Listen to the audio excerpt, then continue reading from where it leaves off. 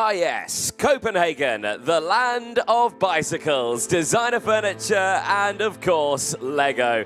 Yes, Denmark's proudest export after bacon and drivers who somehow always find grip in the wet. Copenhagen is a city where traffic lights are polite and the pastries are elite, and the only thing that's faster than the Wi-Fi is someone trying to beat you to a cinnamon roll, which I had one this morning. But forget those flat white Sorrow moment, because right now we're about to go racing for the second half of today in those qualifying heats for the Champions of the Future Euro Series round number 4, the penultimate round of the season, being held here at the Rødby karting rink. Year opening 1972. That was the original layout back where it was 500 meters away. 2015 it was torn down and rebuilt in the very spot it's in right now. And the event record set by Roman Cambiad with a 49.977 done in time qualifying, the only driver to dip in the 49-second bracket. The track itself, though, a frantic circuit with multiple overtaking opportunities, but it does span at 1,245 meters in total track length. It is 200 meters down the start-finish straight. It is then a further 135 meters on the infield straight all the way up to turn number 5. That appropriately brings you on to those turns. It is around 8 meters wide with 3 meters of elevation change, but there is 11 turns out there in total. A smattering of those turns are very inviting for a move down the inside. We've seen them in towards many of the turns, but there's 7 to the right, 4 to the left, and the 5 hairpins out there, and each and every one of those corners provides its own unique overtaking opportunities. We see them in towards turns 3, 4, 5, 7, 9, 8, and 11.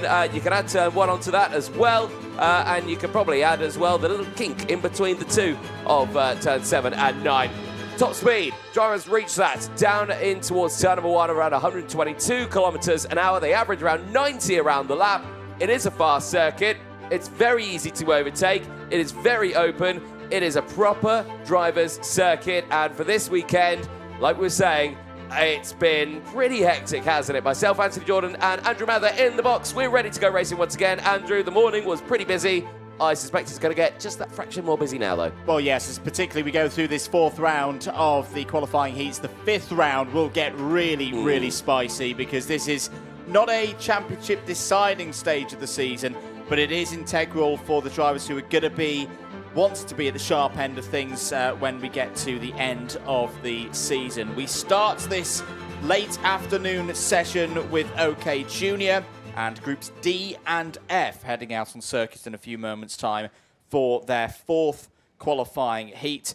There is your driver who will be on pole position for it, Eli Christian, the Canadian, one of your championship contenders, headed into this weekend 2nd place in the championship scores, and has an opportunity here to continue building his score, particularly with the likes of Noah Baglin and William Kalesia either side of him in the championship running, still doing very well themselves. Yes, indeed. Big work being done by the Tony Kart team this weekend, and all the pilots on the OTK products have really come alive this weekend at the Rødby karting rink, seemingly leaving the rest of the field somewhat behind, but you still get those sporadic runs from the Kart Republics and, of course, the Paralins. They've been pushing their way up through. We've seen the energy courses up at the sharp end of the field as well in quite a few of the races. So, again, some really big movers still throughout the races, but there was some shockers in time qualifying.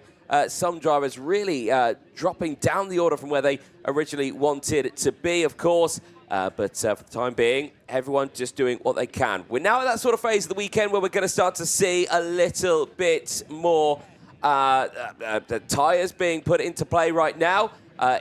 We saw a smattering of tyres get deployed earlier on in the previous race. That we saw Christian Costoya really fight through the field in one of his races.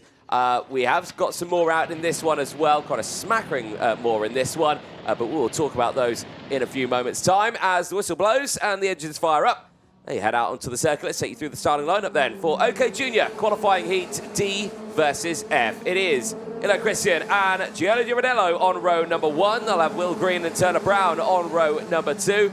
Antonio Pizzonia and Lucas Sell, they lock out the top 6. They will go from row number 3. They'll have Jean-Matteo Rousseau and Casper Reipold on row number 4. Benjamin Magnac and Dan Alleman on row number 5. They'll have Leonardo Gorski and Nilas Malik on row number 6, Tobias Dejeni and Bruno Blanco on row 7, with the first half of the field being Charles Sayer and Oliver Jutrup. Row 9, Marshall Shabo and Gustavo da Silva. Gregor Callas and Seva Osachi-Soslovsky go from row 10. Enea Pizzuto and Juan Garciase have both gone for new tyres from row number 11 in this race. Magnus Merck and Antoine Venant on row 12. Venant also on new tyres. Hampus Holmberg and Tony Cacciafero start from row 13. Cacciafero is a new tyre user in this race. Martin Bertolacini and Egon Pedrotti go from row 14. Pedrotti has already used their new tyres earlier on in the programme. And then on row 15, Abdul Razak Al-Karashi and Angelina Simmons-Torres form up the rest of the 30-strong field. Angelina Simmons-Torres is also a new tyre user in this race. Indeed. Well, they'll get themselves sorted out. And one that's, throw one out for me here, is one of those drivers at the back there who are going to really want to push forward. But then you see Jean-Matteo Rousseau on the 4th row of the grid. Also, brand new set of tyres on the left-hand side. That's going to be an important one on this one because, like I say, the results so far for Jean-Matteo Rousseau have not been good, so he needs the good results in this second half. Indeed, and also they've got this knowledge of seeing how Christian Costoya did with that same delta of new tyres versus people who've run 3 heats already, and it was pretty strong. It was, but that was before the lunch break, and True, now it's after the track's temp has dropped down quite considerably. There's not been any action out on circuit. Dry. All the rubber is still there, but you never know. It could make a big difference out there. Right then, drivers into the final corner and into the tram lines. OK Junior qualifying heat D versus F with Ile Christian and Girardello on the front row. Goes green here in Rødby, and it's a good start for the inside row. But Girardello holds on to the outside line and gets into second place as spiralling off the circuit is the number 12 machine of Antonio Pettonia. And he is out of the race all the way down the back of the field. Oh, it's really unfortunate for Antonio Pettonia Jr. there. I think it just rode up on the kart ahead of him. May have been encouraged from further back in the field as well. We'll have a look at that in a few moments' time. Meanwhile, battle at the front, particularly for 3rd place between Will Green and Turner Brown. Will Green's had a pretty consistent run through the heat so far.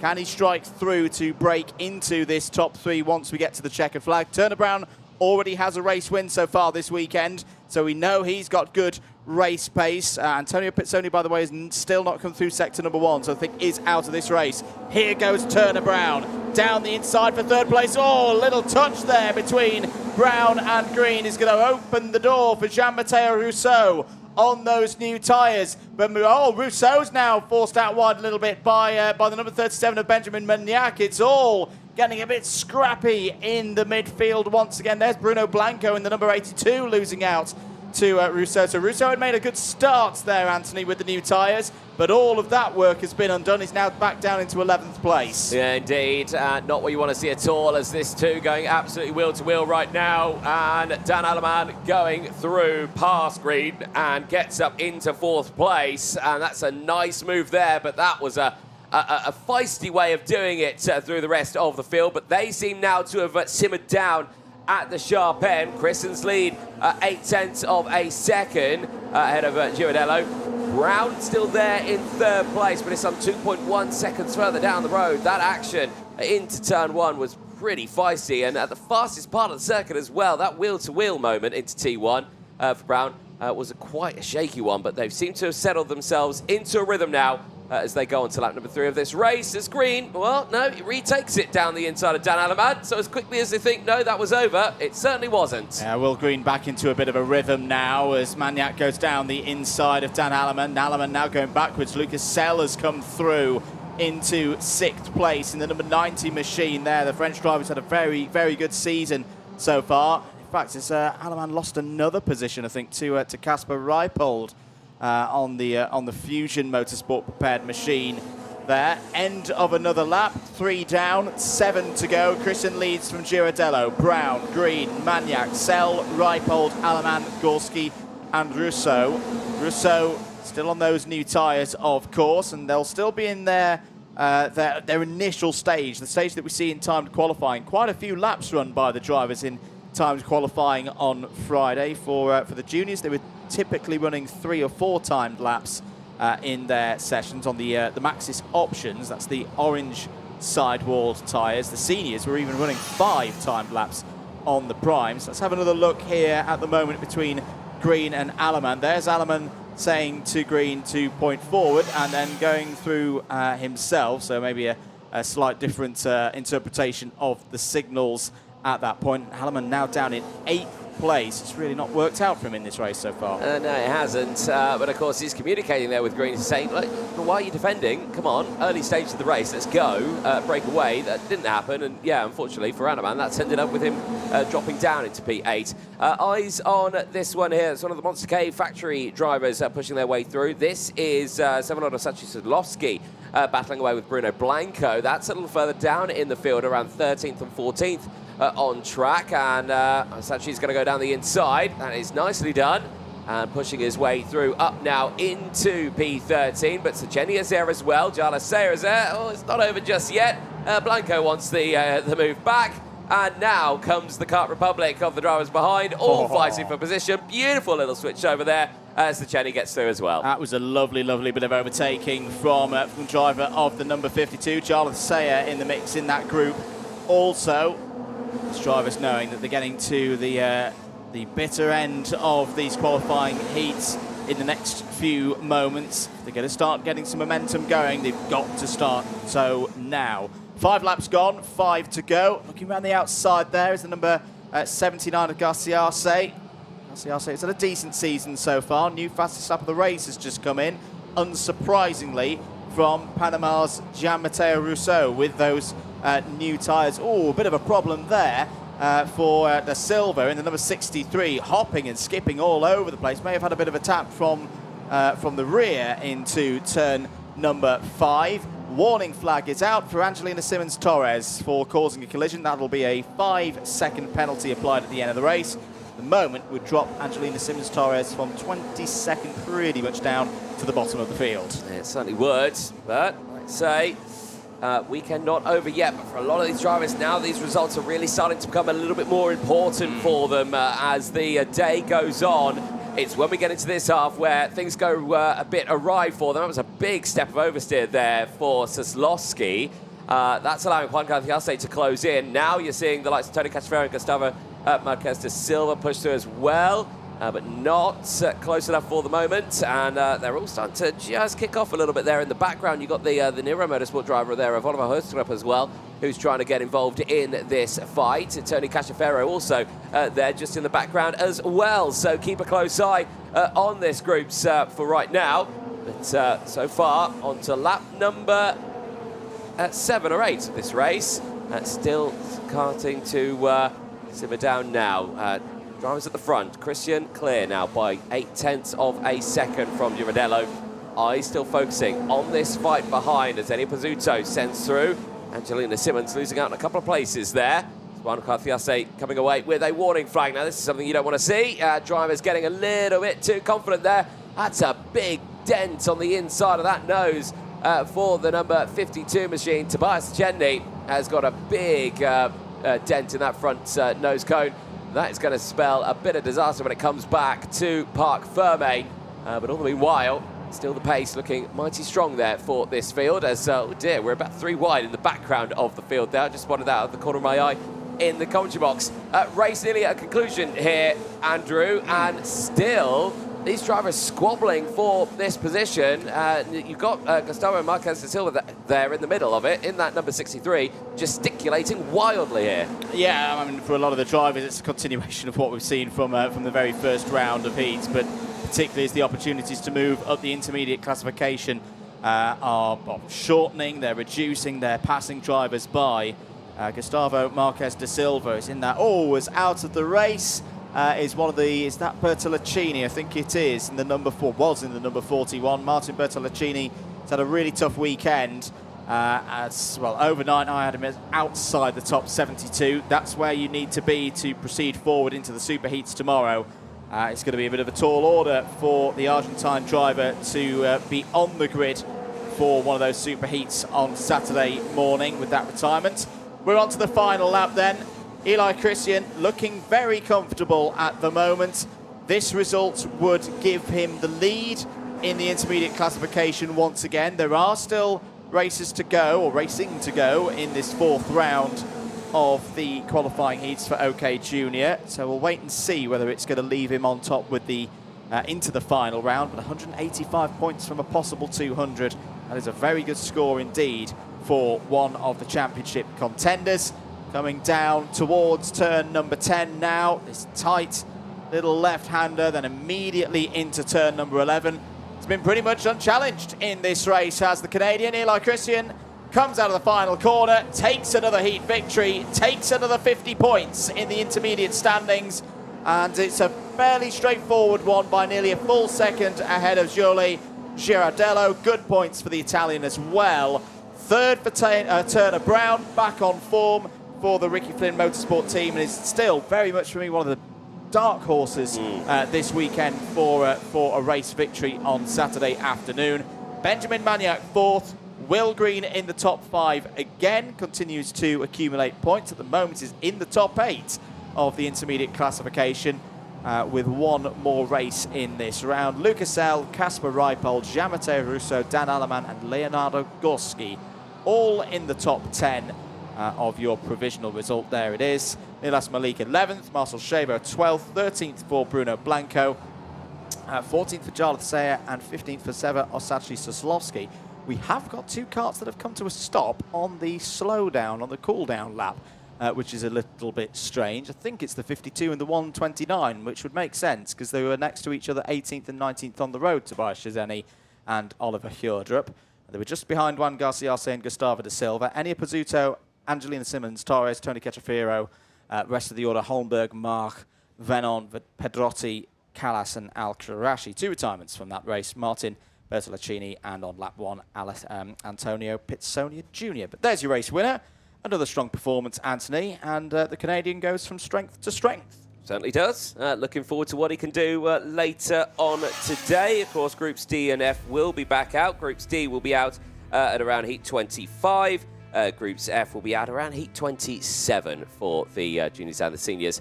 Well, let's have a look at the highlights from that race. And, well, there you can see right at the beginning of it, unfortunately, straight off the circuit, Antonio Pizzania, unfortunately, not seeing the end or the even the end of the first lap on that one.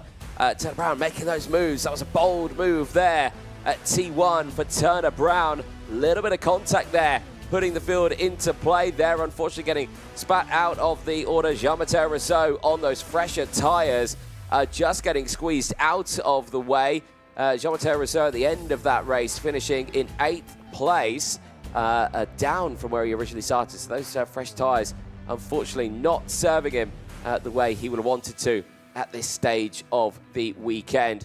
There, some more dramas further down. Some of the Ward Racing drivers. Dan Alleman having a good little scrap there with Will Green for a large majority of the race in those stages. But yeah, that fight ended him dropping back to 9th place. Still a 1-place gain, though, in that race. Essentially, Soslovsky having a good fight in that race as well. He was right involved with the likes of Juan Garciase, Jarlath Sayer, Bruno Blanco at that stage of the race. Juan Garciase there as well, just trying to push his way through the field. But again, strong contenders, strong battles happening at this stage, despite the fact that drivers just getting squeezed onto the dirty part of the track. Nilas Malik, another one of those drivers who was trying to push through. Same as Tony Cachafero with the fresh tyres, all trying to push through. But yeah, the pace seemingly back to where it was earlier on in the weekend, with drivers who did struggle with those tyres earlier on as well. So there was the earlier retirements as well, unfortunately. Martin Bertolacini, the latest of those retirements at the end of the race. Quick check over the shoulder for Eli Christian, and sees a nice, comfortable gap between himself and Jolie Girardello and Turner Brown, who did finish inside the top 3. A strong performance for the Canadian, and he can be certainly very delighted with the results he will be seeing later on today, I am sure. Plenty more races coming up in a few moments' time. Hopefully we'll be hearing from 1 or 2 of our drivers at the end of that race, their thoughts from the racing we have seen so far today.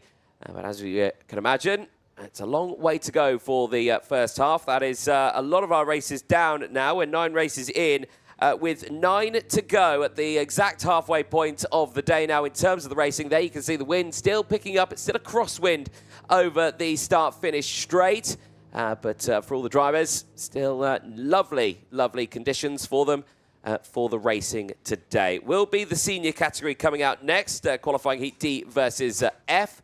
That will see the likes of Vladimir Vanikov and Marco Gast on the front row of the grid for that one. And again, for those 2 drivers, they've had pretty eventful days of racing. So, again, keep a very close eye on that front row in the next race. For all these drivers, of course, this weekend, it's not going to be that championship decider just yet. They've got a bit of time to wait. That will be, of course, Kristianstad later on this season, where we will crown a couple of those champions.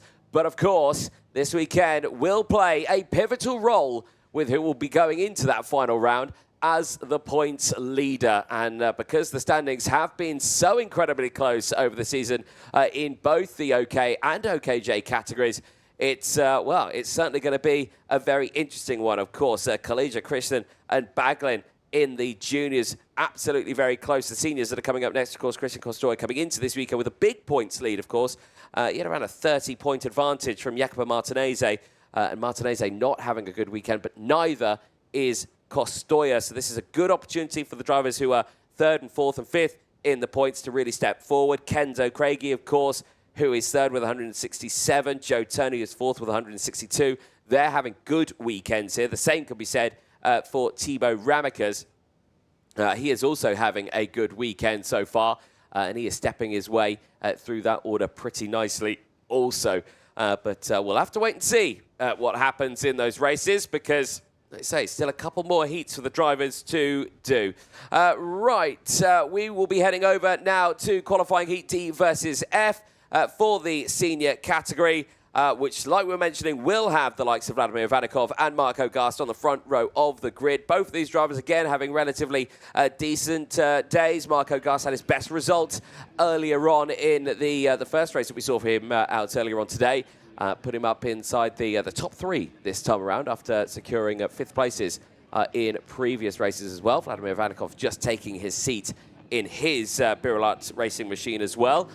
Thomas Pradir, also the driver in the Tony Kart machine there on the 2nd row of the grid, is going to be one to watch in this race. Has delivered the results and has been looking mighty, mighty fast. And again, that can be said with the OTK products, but in this one, like I say, we've got 3 different manufacturers in that top section. You've got, of course, the Birilat machine of Vladimir Vanikov. You've got the 2 Kart Republics of Marco Gast and Jacob Mikulev. Of course, Jacob Mikulev on the factory Kart Republic machine. Marco Gast running on the satellite Koski Kart Republic machine there as well. And then, of course, Thomas Roder on the factory Tony Kart machine as well. So some big moves around in the orders, but everyone looking very, very strong here this weekend at the Rødby circuit. Not long to go until this race starts. Ross Upton, the pre-grid officer, showing the 1-minute board at the front of the field ahead of this race. But again, we'll keep an eye on the drivers at the back of the grid on this one, because the talk of the town all the way throughout this weekend has been those tyres. That is a very similar story in this one. Lot of the drivers from the back of the grid on this one are expecting to push forward. The highest driver up at the grid would be Dean Pedersen on this grid, who's gone for a brand new set on the left-hand side of his kart. You then have to go back to row number 9 backwards, where nearly everyone has deployed it on the left-hand side of their kart. So that's going to be a very, very interesting one. The one that hasn't deployed them, understandably, Victor Gustafsson, who I think knows at this point that no, it's not the right time to deploy those tyres, and he has stayed true, and he is going to keep his word and not deploy any fresh tyres at this point. But everyone else around him has, so this might make it just that little bit tricky for him. Right then, engines fire up, drivers make their way out onto the circuit. Let's quickly fire you through that full starting lineup. Vladimir Vanikov and Marco Gast on row number 1. Thomas Bradier and Jacob Mikolev on row 2, ahead of Louis Cochet and Emily Koivisto on row number 3. Sebastiano Pavan and Sebastian Mins go from row number 4. They'll have Jacopo Martinez and Efim Dudanov on row number 5. Kenneth Fairhand and Dean Pedersen round up row number 6 for the first half of the field, being Boluet and Gina Rocchio. Row number 8, Franciszek Krzyżelski and Luna Flusha. Amin Kara Osman and Scott Marsh go from row 9. Jaguar de Troja and Daniel Picorni go from row 10. Victor Gustafsson and Luke Cornder have work to do from row 11. Senna Mounier has had a difficult week so far. Starts on row 12 alongside Xiao Ji Yun. Hugo Marti will be a driver to come through the field here. Starts on row 13 alongside Lillian Scarborough. Navin Natipanon and Mattis Omerta go from row 14, 28 drivers in this field. And of course, all of those drivers choosing those fresh tyres in the background as well. Right then, at this stage of the weekend, we will see those the big movers in those tyres, of course. It's when we get to the last round of those heats, and those will be coming up very soon. It's when we get to around heat 25, where we see D&E, A&F, B and C out on track. Of course, this is their penultimate round of qualifying heats, groups D and F and A and C, that will be coming up next, and then we go into that final full rotation of them at the end of the day. That's where we really start to see the points that will come into play here at the Rødby circuit in Denmark. Second time here for the champions of the future, and I've got to say, the track once again does not disappoint. The circuit here is a brilliant circuit. The track layout, real driver's circuit here. Great overtaking opportunities for the drivers. You can see the facilities around the circuit, of course, not changed since 2023, but still very welcoming to all of the visitors here, especially at the cafe, the timekeeping, everything like that. There's extra little cafes and bars around the circuit as well for everyone to come down. If you're local here at the Rødby circuit, which, well, to be fair, there isn't many locals here around the Rødby circuit, because there's a dock that goes to Germany, and then the rest of Denmark. Here we go. Lights are out, we're racing, and it's a good start for Ivanikov in the front of that field, but drama in the background now. Is that Marco Gast from the front row? It is, and was that Jacob Mikolev with him? Possibly so. Jacob Mikolev, who had disaster early on, who needed perfection for the rest of the day, might not have it right now. Yeah, that may be the key point that puts Jacob Mikolev out of the latter stages of this race meeting. They have both got going again. Oh, there's more problems for another of the victory lanes there. The 228 getting on the grass. That is, of course, the new driver in for victory lane this weekend, Sebastian Mins. But back at the front of the order, it's a good start. Oh, is that as one of the DPKs? Is that Scott Marsh? I think it is. Scott Marsh will go no further. It's not been the repeat of the weekend that he had in Italy for round number 3. It's been a bit of a torrid time. He is out on lap 1. Pradier leads this race. It's a France 1-2 at the moment, with Louis Cochet up to second place. And look at this from one of the MPs. It's Koivisto. Emily Koivisto has been really, really aggressive so far this weekend. Once again, moving through, now up to third place. Yeah, indeed. That's a nice run through the field there for Koivisto, as now down the inside goes Sebastiano Pavan. Outbreaks himself, though, and Ivanikov holds on to it.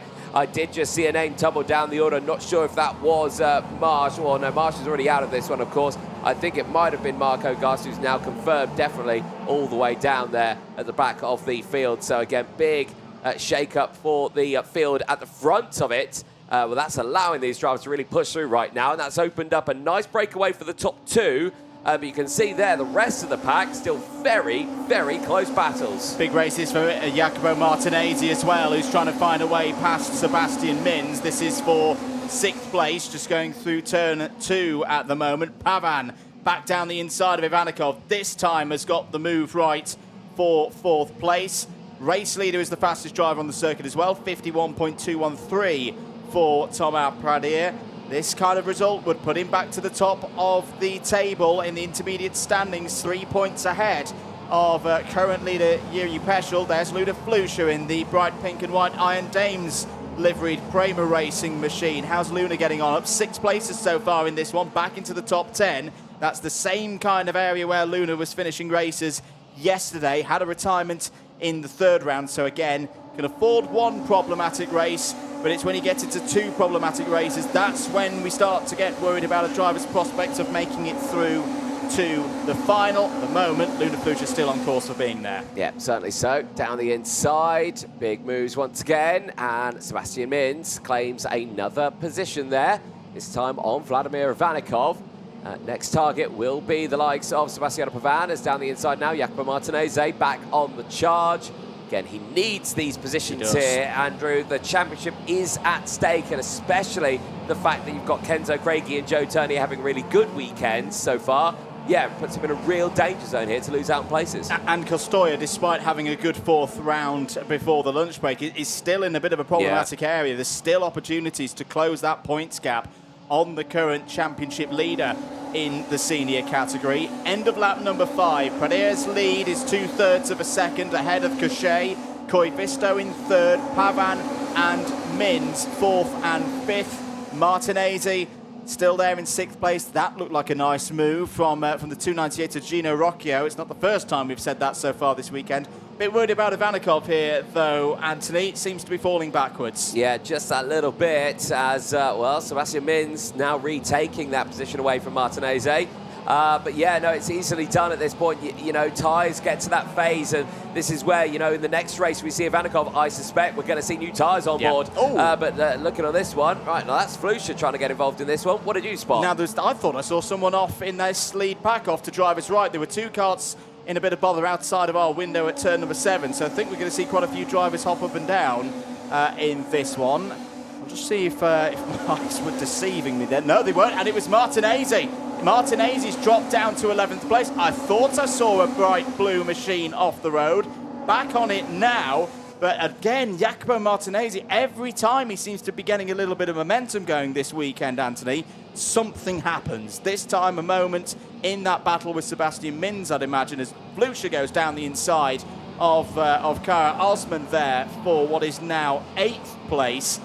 Martinezzi just can't seem to get any momentum going that converts into intermediate points and championship points. Yeah, this is an interesting one for him because, well, he had a good start. Like you said, he made those positions. That literal overtake from Sebastian Mins, I don't know, it flustered him and then put him back into the clutches of the drivers just behind. So, again, it's just one of those up and downs. And now he finds himself with Ivanikov there as well. So, Ivanikov in 11th place with Martinezzi just ahead of P10. Eyes on this one, Luna Flusha looking much more comfortable in this race. She's not got fresh tyres on board, however, she did retire very early on in her previous race, which means she's probably got a few laps fresher tyres here than the rest of the drivers. Well, and again, we've seen it with the drivers applying the new tyres. Applying the new tyres in the 4th round seems to be having quite a bigger effect than applying them in the 3rd round. Luna Flusha's tyres are effectively still are in their 3rd round, so maybe this is just a little bit of a step change with the tyres between a 3rd and 4th race. That's just me purely speculating on what we're seeing out there, of course. But either way, Luna Flusha is back in form, and I think has been, again, one of the big improvers in 2025, Anthony, in terms of racecraft. She's consistently now able to either, when she qualifies well, keep herself at the front. When she's needing to do a bit of a job of pulling back through the field, she's able to do it relatively without any incidents out there. Yeah, sure, you're going to have the odd thing here and there. It's karting at the end of the day. But this has been another good set of races so far for the Mercedes Junior. Certainly has. And continuing that trend in this one on lap number 8 of this race. Flusha still holding on to position there in P7. Martinezzi now with the fastest lap of the race. Suddenly come back alive. And actually, there he is on your screen. He's right back on the train of this group. Where on earth has he suddenly found this pace? He was battling with Ivanikov a second moment. Ivanikov's down to 13th place now. Dean Pedersen and Boda Wet have got through. Has split those two apart. But yeah, like we say, Martinezzi, he's right there behind. Now, Kenneth Hans just got past American Osman. That is just ahead of this one. But eyes on this. Something tells me we could see the return of Martinezzi sooner rather than later. Down the inside. Anna Osman has to get out of the way.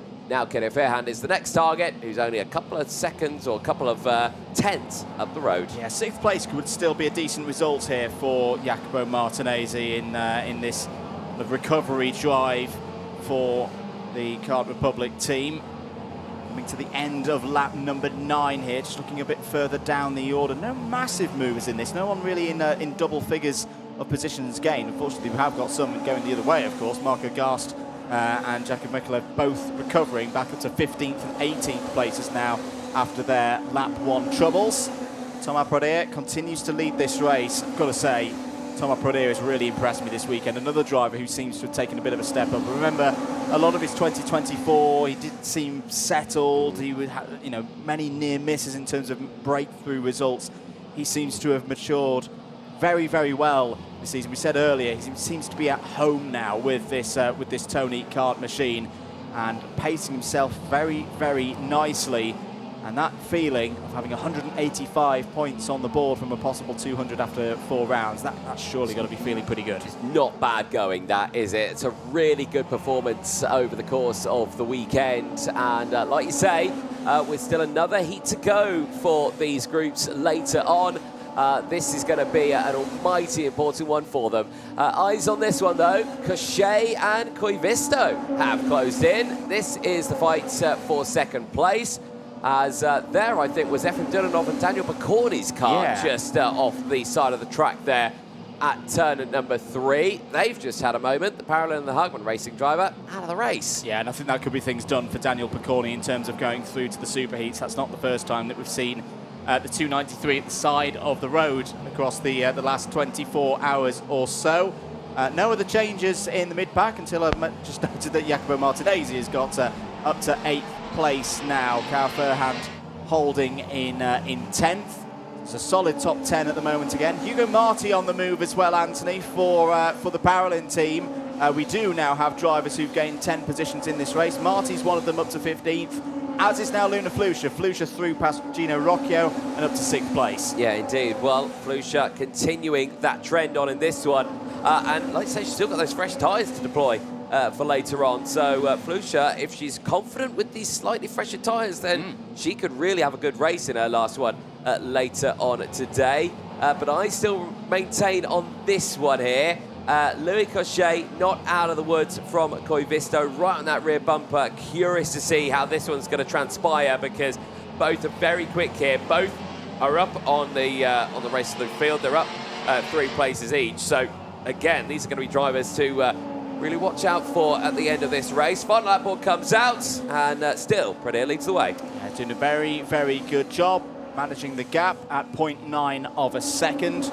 Luke Cornder is under investigation. That's a notification that's just come into us on our screen for the 226. Still not done in this battle for second place as well between Cochet and Koivisto. This has been the kind of performance from Cochet that I was expecting a round ago. Kind of put the commentary curse on him before the lunch break, but this has been the young French driver back to some of his best. He's going to get a good haul of points in the intermediate standings from this one. But not quite as many as Thomas Prodea. Another win on the cards for Tony Kart this weekend. Prodea comes out of the final corner and will take the checkered flag. There it is. I was thinking he was actually over the line before the checkered flag was being waved. He was that quick in that race. But a brilliant response from the Frenchman. He goes to the top of the intermediate standings. It's a 3-point lead after round 4 over Yuri Peschel, but there are still drivers to come in this round, including the likes of Roman Kamiab and Kenzo Craigie. But Prodea has done as much as he can do at this stage of proceedings. It's a 9/10 win over Louis Cochet, and Emily Koivisto home in 3rd. Good result there for the MP Kart racing team. The Henzer chassis definitely performing well here this weekend. Sebastiano Pavan, 4th, ahead of the Mini Sebastian class with Mins. Sebastian Mins there in 5th place. Good drive from Luna Flusha. Up 10 places, one of the biggest movers, the biggest mover, in fact, in that race, to 6th. Gino Rocchio, Jacopo Martinezzi, Bo Louet, Amin Kara Osman are all in the top 10. Kara Furhand, 11th. Vladimir Vanikov, 12th, ahead of Jacob Mikalev, who recovers the 13th. That still might be okay. If he can have a really good last race, I reckon he could still pull his way into the top 72. The question of the top 36, though, I think is still pretty tough for the Maltese driver after the problems of yesterday. Marco Gast, 14th, ahead of Jagot de Troja. Victor Gustafsson 16th ahead of Hugo Marti, Dean Pedersen, Lillian Scarborough, Zhao Zihyun and František Sjelski, all in the top 21. Luke Kornda, Navin Natipanon and Matis Omerta finished inside the top 25 retirements for Doronov, Pokorny, Mounier and Marsh. Let's take you through some of the highlights then from that latest heat in the OK category. Race start, solid for those at the front, but keep an eye on Mikulev and Garst. There. So Mikulev just rode up onto the back of Garst, and the kinetic energy took them out wide and out of contention. This was the move for Pradir, which in the end was the key one into the race lead. Ivanikov out onto the curb there would lose second place to Cachet. Scott Marsh had a great return after the problems he had at Portimao. Had a great return at the turbo. Has not quite been able to recapture that form though here in Denmark so far this weekend. Good scraps inside the top 10. Jacopo Martinezzi, a big part of them, looking to get some more intermediate points on the board with other contenders in the championship still to run at this stage of proceedings. This was the move from Mins down the inside there, the 228 moving up the order for victory lane and eventually into the top 5. Gino Rocchio has been good for some entertainment so far this weekend. That was his move past Ivanikov, moving further up into the top 10. Cara Furhand continuing to build some momentum so far this afternoon. Another strong result for Furhand, likewise for Luna Flusha. She needed a good result after the retirement in round number 3 and made efficient work, overtaking a number of drivers across the course of the race. That was her getting past Amin Kara Osman on the way to what would be 6th place for the Spanish driver in this one. This was another move, this time past Cara Furhand, and able to do them in various different parts of the circuit as well, showing that the setup seems to be pretty good on that Prema racing machine. Elsewhere out there, the 251 of Jeka Mikulev was coming back through the field, trying to recover every single point that he could. Of course, each position that you gain in this middle part of the field is equivalent to 1 intermediate point. The deltas are a little bit bigger the further up the order you go. Martinezzi had a strong finish, had a little off in the middle part of the race. In the end, was able to get back to 8th place. And is still going to be a factor a long way into this weekend. But for Thomas Pradir, he's got bigger thoughts on his mind this weekend. Potentially a podium, maybe even a race victory for Tony Kart here in Denmark. Another very strong result for the Frenchman that leaves him on top of the intermediate standings. For the first time today, though, let's head down to Parc Fermé live with Anthony Jordan. Thank you very much, Andrew. Yes, down here in Parc Fermé with our race winner for that one, Thomas Pradir. Thomas, congratulations. So far, the weekend's looking very good for you. How are you feeling after that race? I'm really good this weekend. I have the speed, strong results for the moment. We will see the next hit and keep pushing for tomorrow. The OTK package has been looking pretty good. The Tony Karts are looking quick. Everyone else on the satellite teams are looking quick. But what's been happening in the tent to make you guys so fast? What can you tell us? No, for me, the mechanics, everyone is really good. Thank you to everyone, and it's just incredible. Yeah. Well, congratulations for you. We'll see you out those last races later on. But yeah, we'll wish you the best of luck. Well done. Thank you. Excellent. Well, for us, Andrew, plenty more races to go. Let's head back up to the box and back over to you. Oh, absolutely. Plenty more racing to go here at the Rødby karting ring for Champions of the Future, round 4 of the 2025 season. Let's turn our attentions back to the juniors now in what could be a really, really key race in the story of the intermediate classification. This is groups A and C heading out on circuit with a number of the front-running drivers in the intermediate classification in this one. No more so than the driver in the foreground there, Bosco Arias, kart number 27, Ricky Flynn Motorsport, having a very good weekend so far. And Bosco Arias with another opportunity to get a race win here.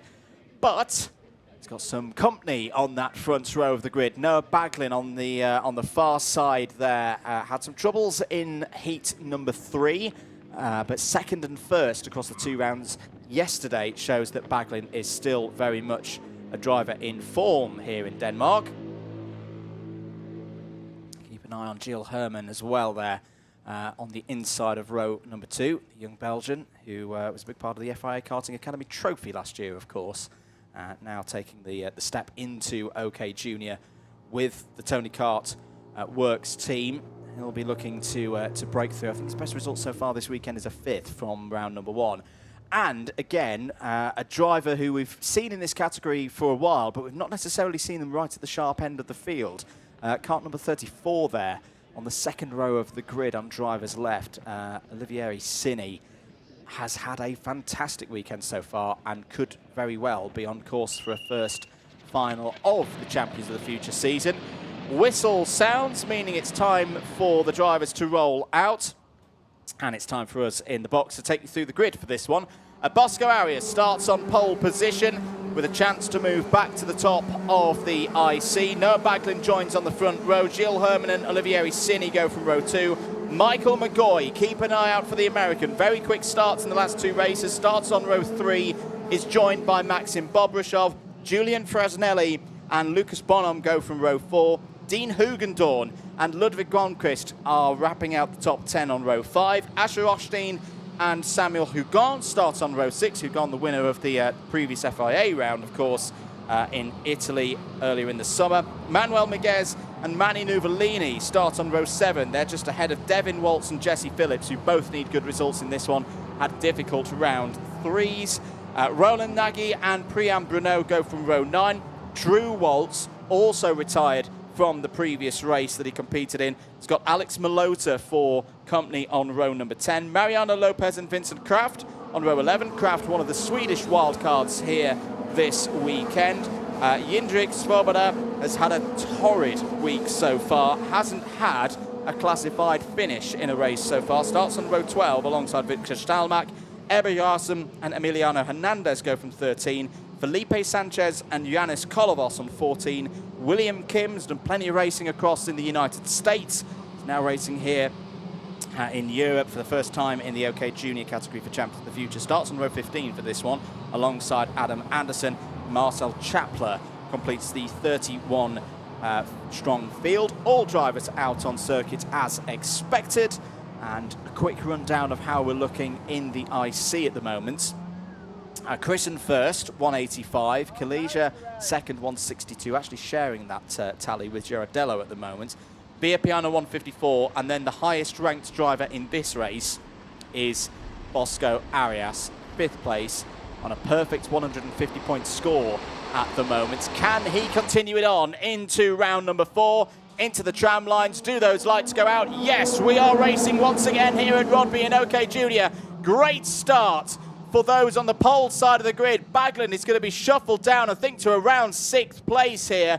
Perfect getaway for Bosco Arias, who just seems to be in a completely different zone this week. This has been much better than how we've seen Bosco race so far this season as one of the Koskis down the inside, and it's him again. Michael McGoy, 3 races in a row now, Anthony, has sprung an attack into Sector 2 and is up to 2nd place again. Yeah, again, really showcases some strong stuff as wheel to wheel here goes the 2 Prema drivers. Baglin trying to get back now at Hugendorn, but Hugendorn is not allowing Baglin to get past at all. Well, they may be teammates, but there's no love lost, shall we say, between these two so far in 2025.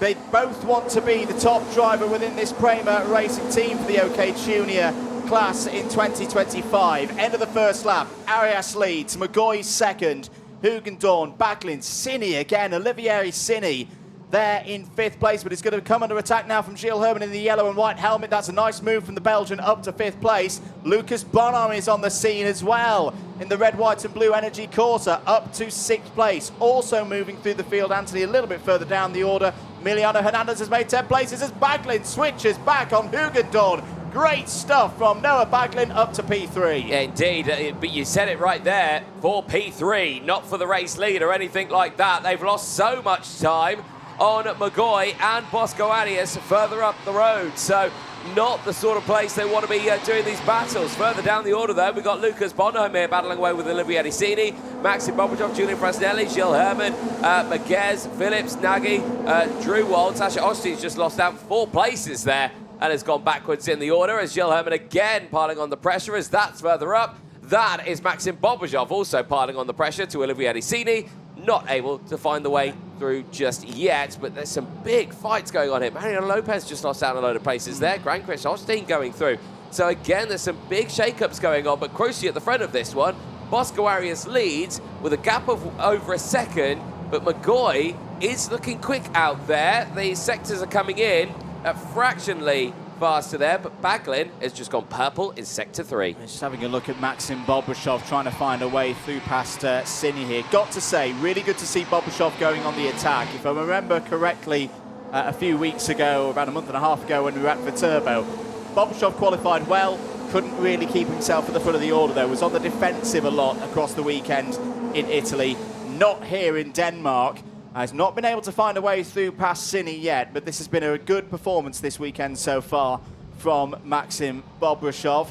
Out towards the long run to turn number 5 now. Frasnelli's on the scene as well, or was a little bit too keen there, was the Italian. And Gilles Herman's going to be back through and into 8th place. Maybe a little bit of inexperience there for Frasnelli. Or saying that, he's come back. Wow. And got Herman off of turn number 8. Also through, Bobrikov has now overtaken Cini. He's up to 6th. Yeah, indeed. So again, good fights happening here throughout the field, but all in the meantime, losing out on the drivers up ahead. Someone who will be loving the battles happening in front of him right now is Jesse Phillips, as he's got through past Waltz now as well, up into 11th place. The retirements that Phillips has had so far this weekend will be putting him in a danger zone right now of not getting through into the second half of this weekend, and he needs the good results again right here. He is getting those results, but so are the drivers around him. Down the inside, Big Sen, Julian Frasnelli on Cini, gets it done. Now Herman and Miguez all trying to get involved in this one. Through goes Phillips though. Phillips says, thank you very much, that's another place gained. Yeah, that's good stuff from Jesse Phillips. Had him overnight around 45th position and will have slipped down from that spot after the problems in round number 3. So you're absolutely right, Anthony. He needs a big result in this one, at least to get him through to the superheats. We do remember with the superheats, effectively double points. You can make big moves up the ICs when we get to Saturday morning, and Phillips will need to keep doing bits like that. That's a nice move on Gilles Herman through turn 1, gets him back up to P9.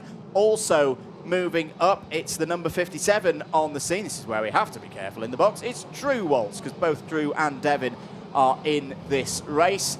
But Drew Waltz there, up to 11th place. Yes, indeed, and that does make sense. Fresh tyres on board on the left-hand side for him. So, yes, he is one that will be pushing forward in this race, and we are certainly seeing that right now. Eyes on this one with Phillips. Now, has Jesse Phillips deployed those new tyres? That is the question, and I think the answer to that is no, he has not. So this is all down to purely, and something's going right for him in this race. Or similar to what we talked about with Luna Flucher in the previous race, that the retirement means that it's just a little bit more performance in his tyres at the moment round this circuit. 6 laps gone. 4 to go. Bosco Arias still comfortably leading this race by nearly 1.5 seconds. Michael McGoy in second, Noah Baglin holding in third. What would this do with the intermediate points? Well, Arias would go back to the top as Herman goes down the inside of Phillips. Nice move by the Belgian back up to 9th place. Will cover off any kind of counter-attack from Phillips. That will give Waltz the opportunity to go through.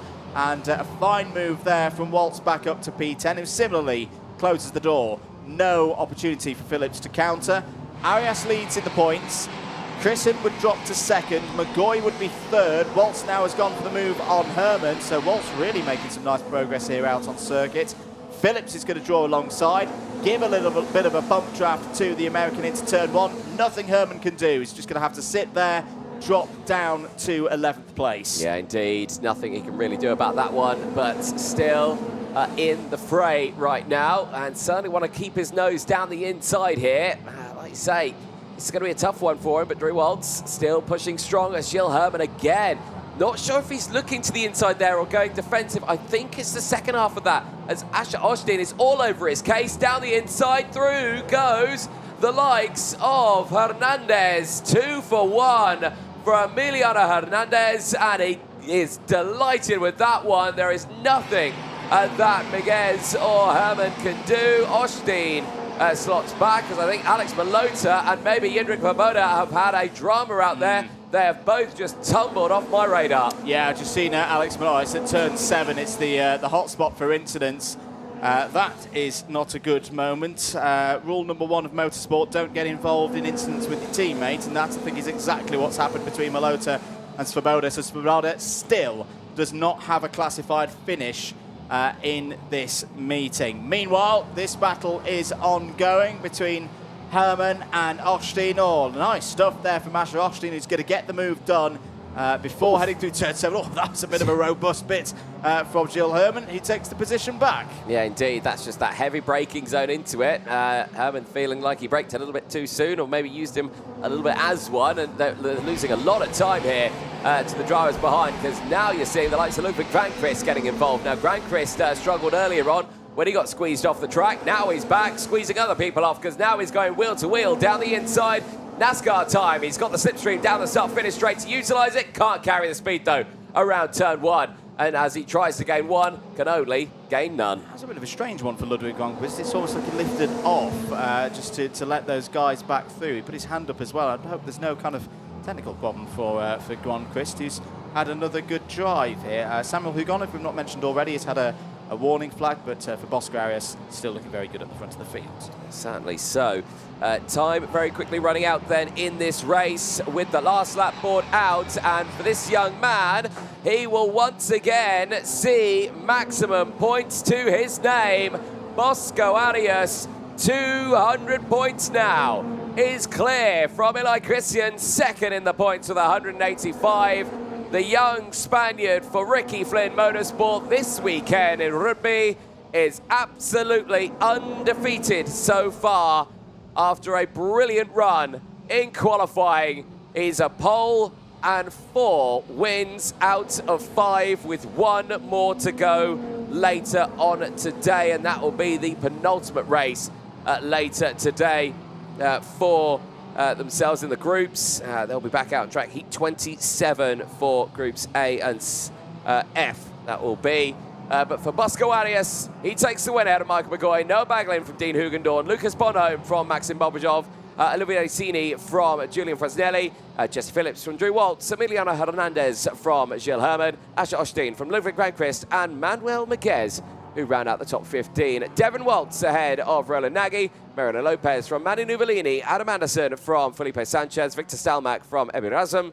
Then it is Janos Kolovos from Samuel Hagon, Vincent Kraft from William Kim, Alex Malota, Jindrik Svoboda, and Marcel Zappler, I should say, at the end of that race, retiring. Same for Priam Bruno, out of the race near the start. For Kolovos, Hagon, Kraft, Kim, Malota, Svoboda, Zappler, and Bruno, that is the not the results they would have wanted, all retiring from that race. For this man here, though, Bosco Arias, a superb drive at the end of those races.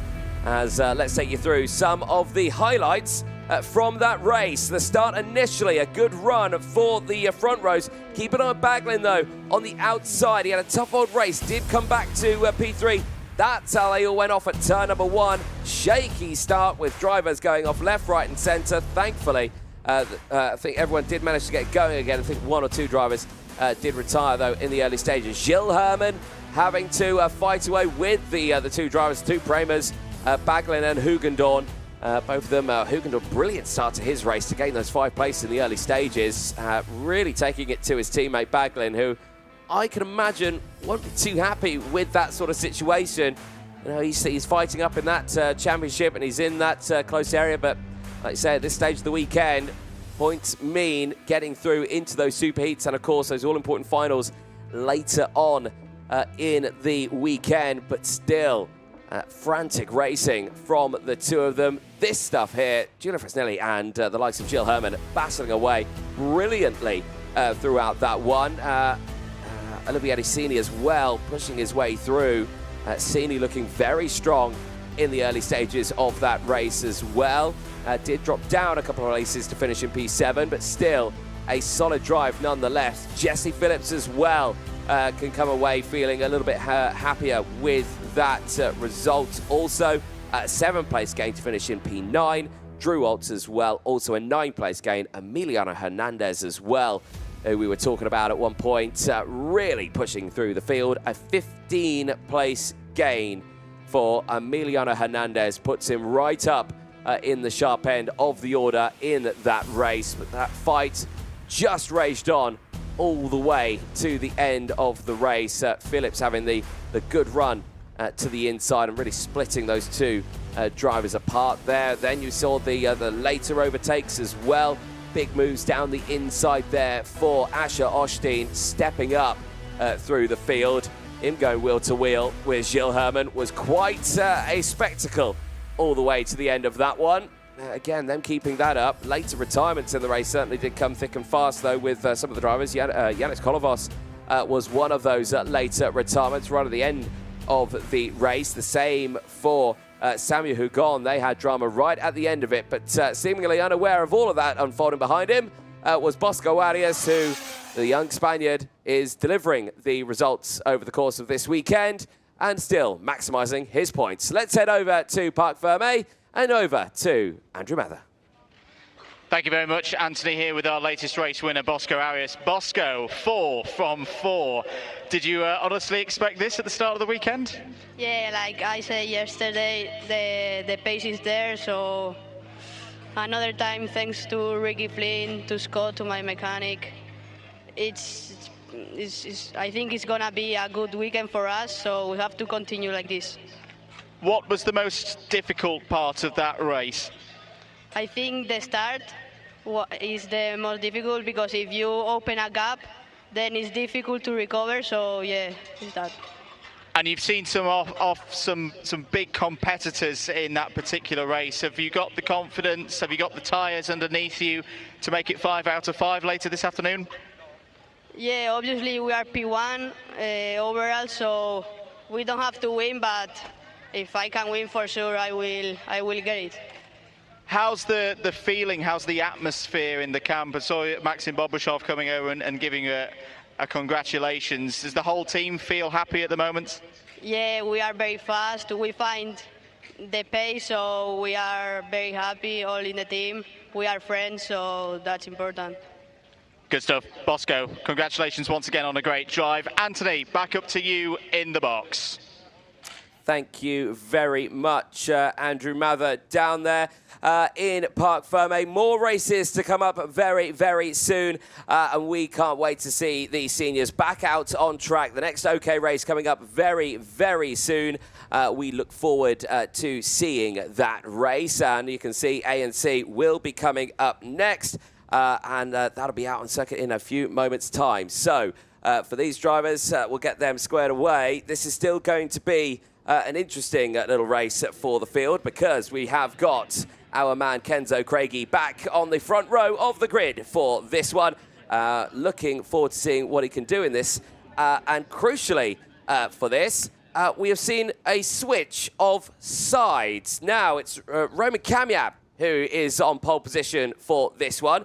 And he is elected to go for the outside of row number 1.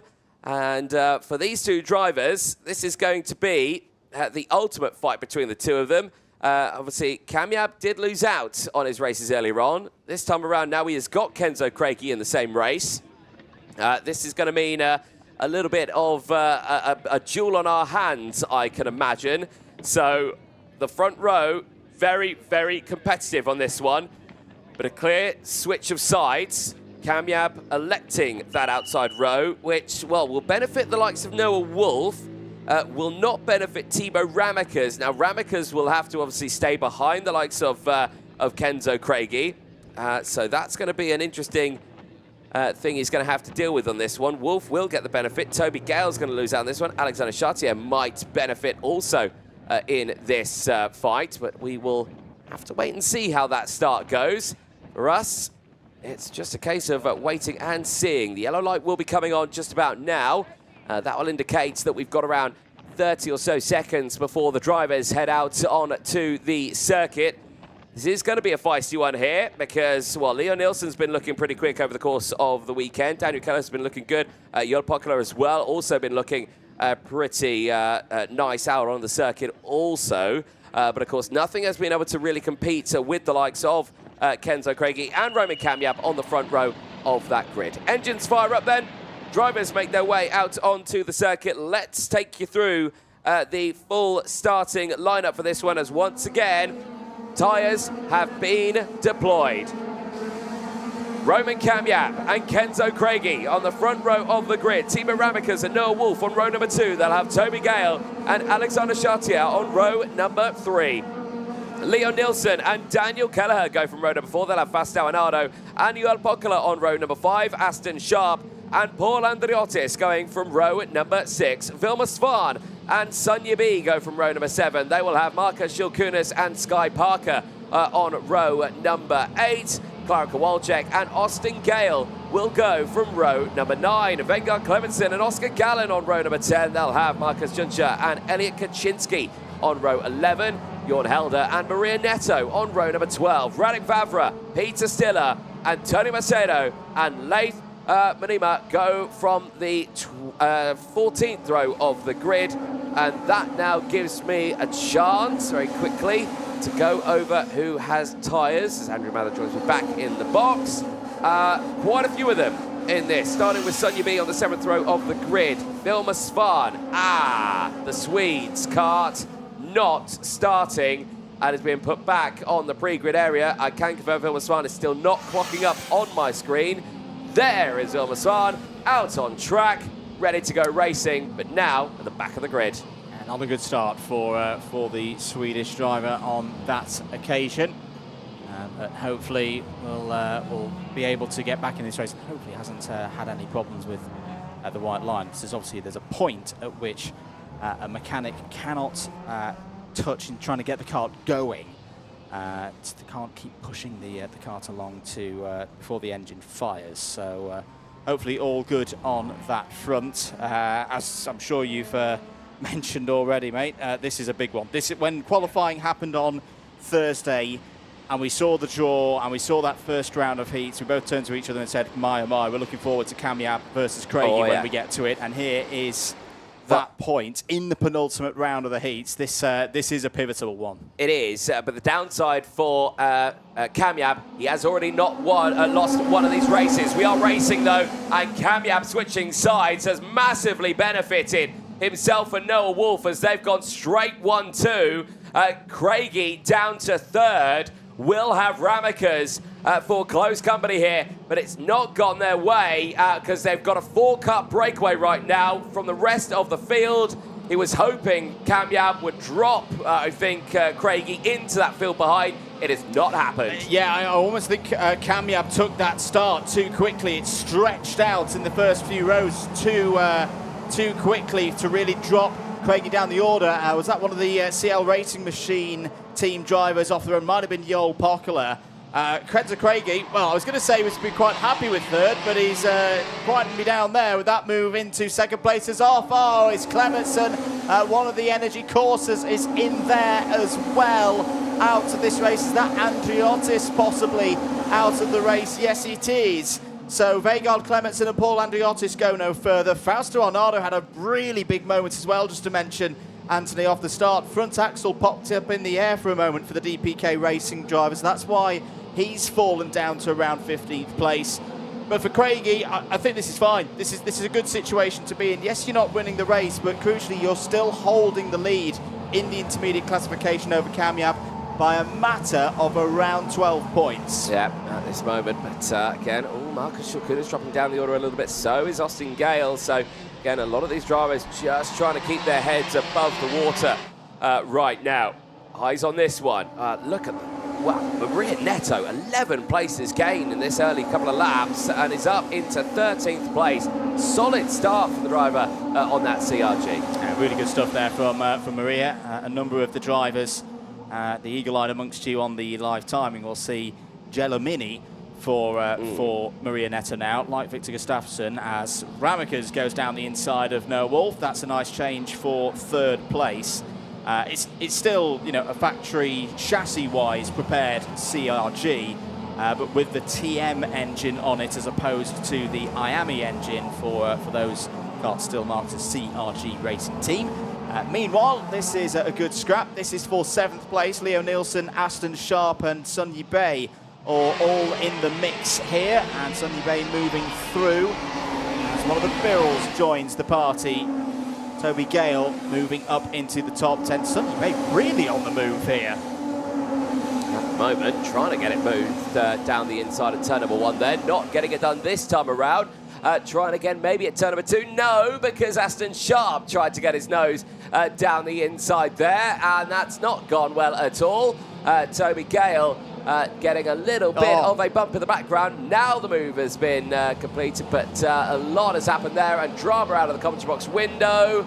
Drama for Maria Neto. We were praising her a moment ago with her move, and I think she's come together with Sky Parker, both of them out of the race. Yeah, three wide. 3 wide off of one of the tighter parts of the course here. Yeah, Sky Parker and Maria Neto both went for the same piece of racetrack at the same time, just as it tightens that little kink from 4 up to 5. That's what caused the incident there. Meanwhile, look at this for a scrap. Shilkunas trying to go down the inside. Has impressed a lot of people over the last year or so, moving now into the Tony Kart team. Had that great result at the FIA Motorsport Games, of course, at the back end of 2024. Good to see him with the opportunity with the Works team to show what many of us have known that he could potentially do for a good few years. Is a really pleasant driver to talk to outside of the kart as well, if I may say so, Marcus Shilkunas. So he's having a good scrap here with Aston Sharp for 9th place. Certainly is. And he's still focusing on that fight. Love that banked corner there down at turn at number 9. Really can carry the speed through it.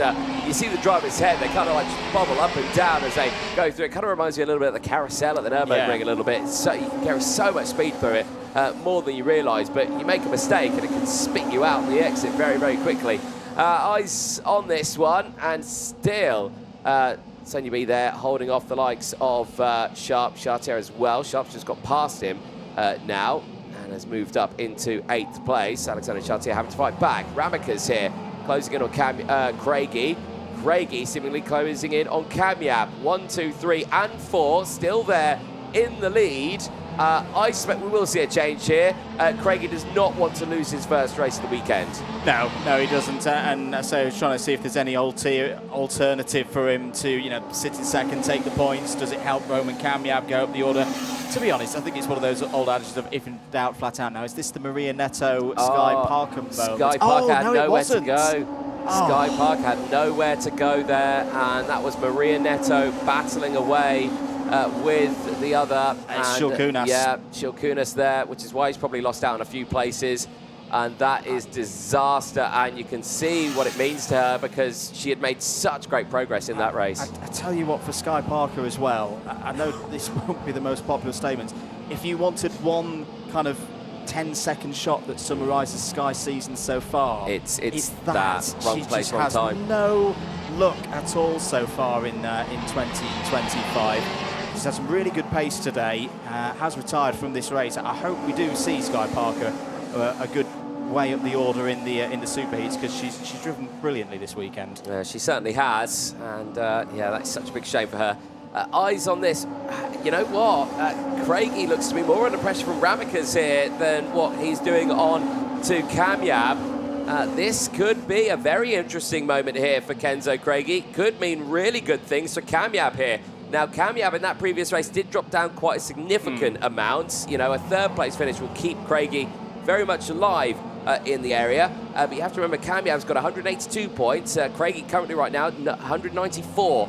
So if he can back him up into him a little bit, because he might need to here, but he's gone for it. Left the door wide open, did Kamyab there. This is going to have to be a fight here now, because Kamyab wants to make sure that Craigie doesn't break away in the points. Oh, absolutely. I think for Craigie as well, of all the drivers to have on your rear bumper whilst you're trying to manage things through to the end of a heat, you don't want Timo Ramikers to be sniffing around. Oh, Kamyab's gone for the move. He's made a mistake. Made a mistake. That was a 50-50 one that simply did not pay off for Roman Kamyab. Kenzo Craigie did very well just to keep the steering open there and not cause a further incident, but Thibaut Ramekers, well, that'll be one of the easiest overtakes that he's had throughout the season so far. It's brought Noah Wolf back into play as well there in the Van Amersfoort Racing by Birrell machine in the 263. That's very unlike Roman Kamiab to make that kind of move. I hope he's not getting too rattled out there, but there's no way of other describing that. That was a driver's error. Well, you know, this is, we've not seen Kamiab up in this sort of position for a while. Like, you know, we've seen him up at the sharp end. In the juniors, no doubt about it, no doubt about it. But when it's coming to the intermediate classification and nearing the finals and all of that, we've not seen him up at this sharp end. And now in the seniors, you know, I think it might be getting to him a little bit because he knows he's had that result earlier on. He can see that Craigie, who he started ahead of, you know, in this race, now starting to drive away from him. Yeah, this is a really tough situation for a young driver to be in. And now it leaves potentially a route for Ramekers to hop above him in the intermediate classification. At the moment, Kamiab on 173, Ramekers on 172. If Ramekers could get by, he would bump himself up to fourth. Now, Kenzo Craigie's not going to be in compliance with that one because Ramekers is a title contender.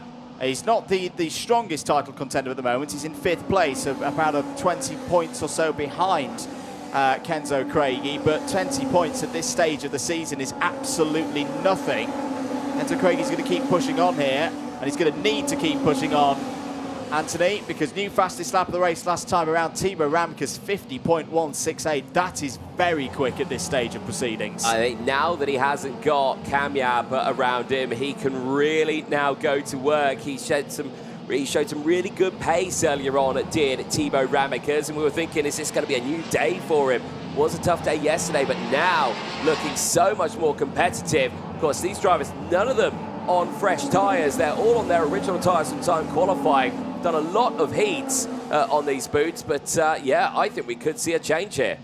Down in towards the infield then. Kenzo Craigie still leads this race. Is still on at the moment for 4 from 4. A perfect score of 200 and put him in a position where he doesn't necessarily need to win the last of his races.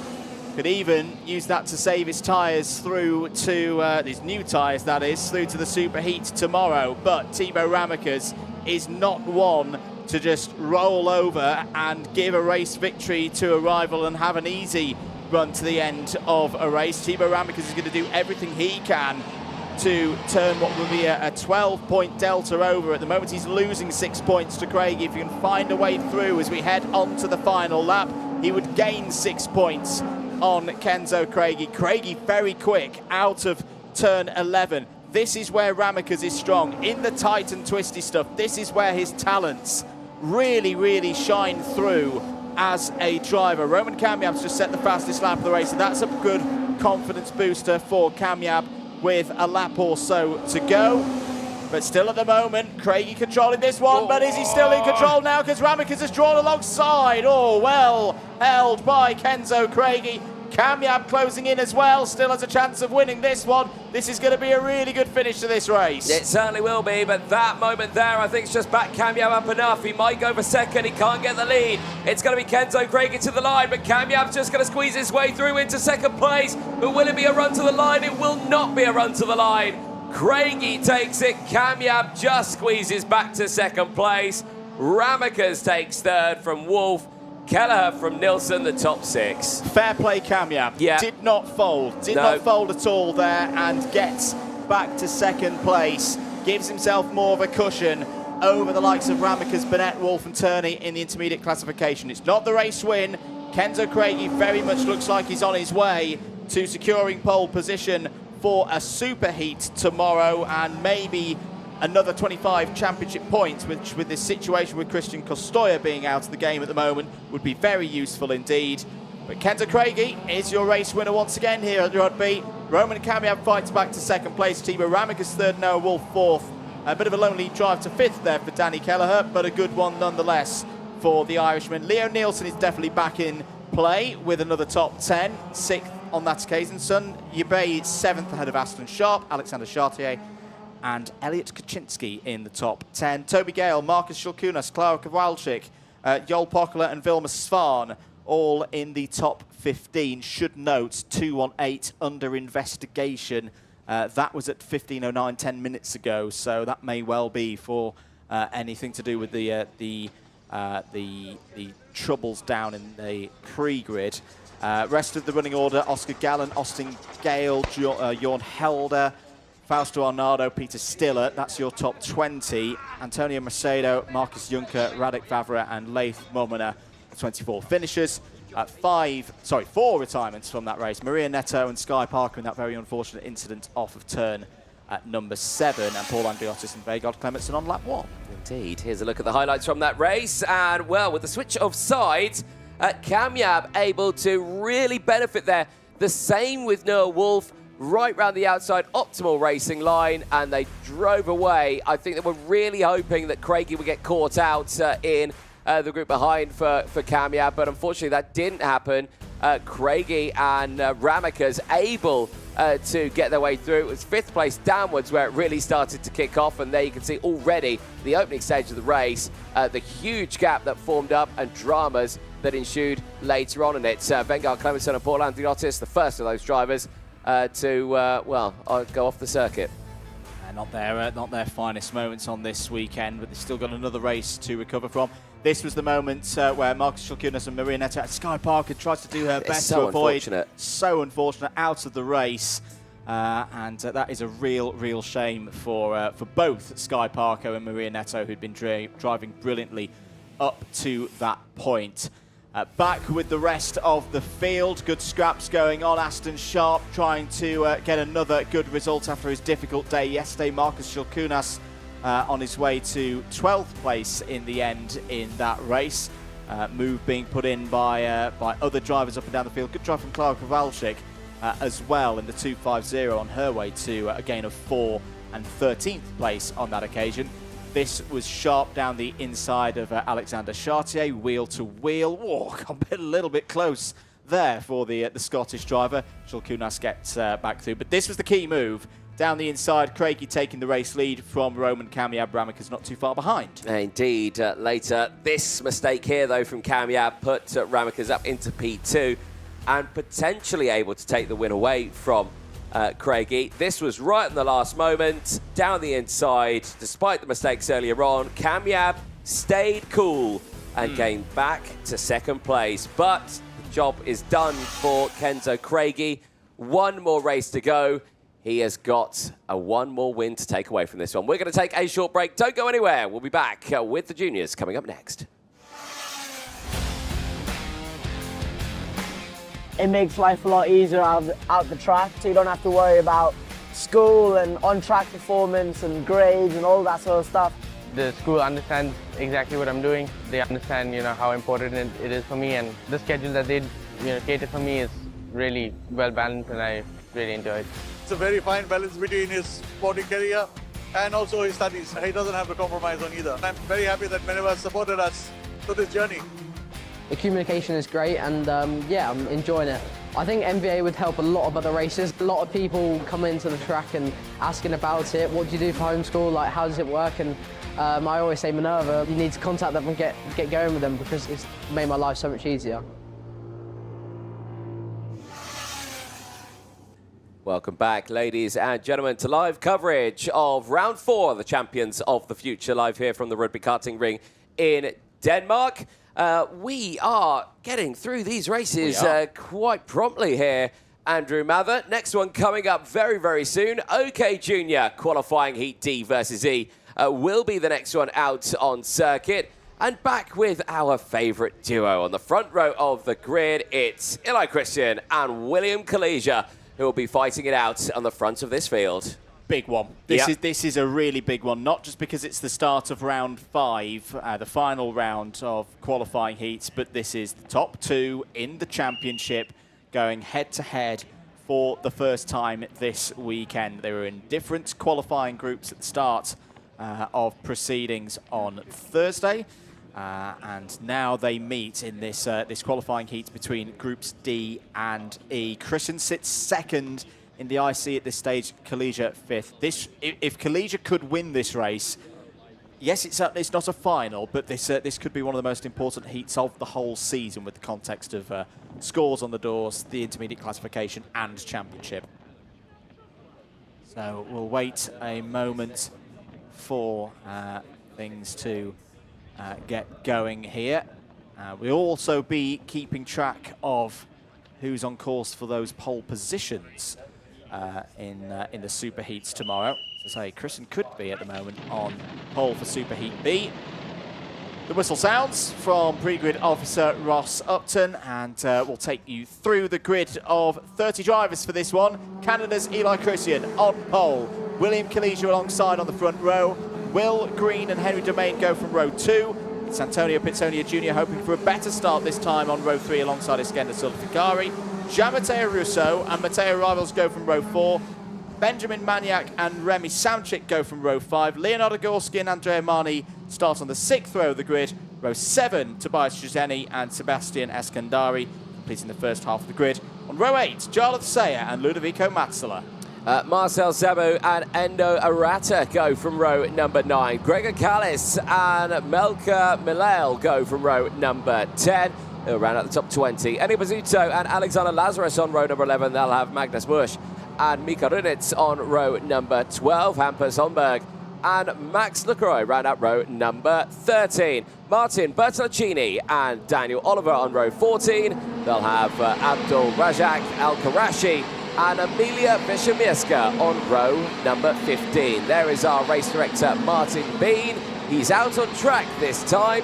He has elected to put Daniel Ashton on the lights. I think Martin Bean's finger is getting a bit tired from pressing the go button over the many of years. I think it's the wind. I think it's the wind. Put the younger chap up in the gantry where it's a bit cooler today. Yeah. Well, again, Martin Bean's used to 47-degree temperatures, what he always tells us, which is why he's always wearing his fabled beanie hat, which is why he's nicknamed Beanie. Nothing to do with his last name being Bean. But yeah, there we go. Facts there. Right, we are moments away from getting this one started. Good news is he can't hear the PA from where he is, so yeah, usually he complains. Right, into the final sector now. They pass the red line. No overtaking permitted beyond this point for the junior category for Eli Christian and William Kalisha. This is a big one for them. Christian, who's currently 2nd in the points. Kalisha currently 5th in the points. Who could potentially come away with a potential start on a front row later on today? We're going to find out in a few seconds' time as the lights go green. We're racing down into what's turn number 1, and Christian making a statement there to Kalisha. Slams the door closed on the Australian, which sends him back into the field. Green steps up in the order on this one. Domain still there as well, but once again, this time it's a 5-car breakaway at the front of the field as Christian leads the way. And that aggressive start from the Canadian rippled back through the field. There were some delays, I think, for the likes of Mika Runitz and one of the JP Racing carts as well, might have been, and it was Melka Milel. Here comes Kalisha on the fight back down the inside of Green. Wow. Nothing Green could do there. Loses 3 places. Domain goes through. Pitsonia also through. Out of the race is one of, is that the 134? That's going to be one of the wild cards. That's Max Lacroix. Yeah, it's out of this race, out of contention for big points. But, well, we often say when we get to the final round, it's all in now. That's a nice move from Pitsonia Jr. down the inside. Not quite able to pull it off, though. A bit too much speed. Domain gets back through. Yeah, again, interesting stuff here. You know, you could take one big step forward and then you go 2 steps backwards in these sort of situations when you get to this part of the weekend. I can imagine the talk of tyres has been one to look at in this one. As back down the inside, big sense once again. Benjamin Maniac stepping up through the order. Good stuff there from Benjamin Maniac. Past Russo there, who we've seen has already used the new set of tyres, but Russo's going to reply to repay the favour and get back into 5th place. Keep an eye on Iskender Sulfikari as well. We could get a little bit of a Forza train going here ahead of Will Green. Sulfikari going for one. What speed for the Turkish driver there. through past Maniac up to 6th place. Yes, indeed. And the talk of tyres, yes, quite a few of them. It's probably easy to tell you who hasn't deployed them or who deployed them earlier on.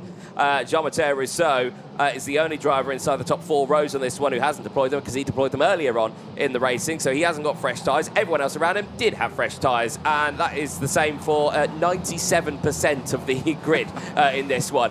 So you can tell it's that time of the weekend now. Get those tyres on and put them to good use, but because everyone's done it, it puts everyone back on the same boat. I think the good thing for Rousseau, though, is yes, he's used his tyres, but they are still quite fresh. Yes. They've only, that new half set have only done a full race, and we have seen the Maxxis options hanging on for a really, really long time. As here goes Will Green down the inside. Is going to take that position away from Benjamin Maniac. Here comes Tobias Shazeni as well in the number 52. Good stuff there from the Williams Junior up to P7. Yeah, indeed, but it's all still kicking off there a little bit. Shazeni trying to get his nose back down the inside.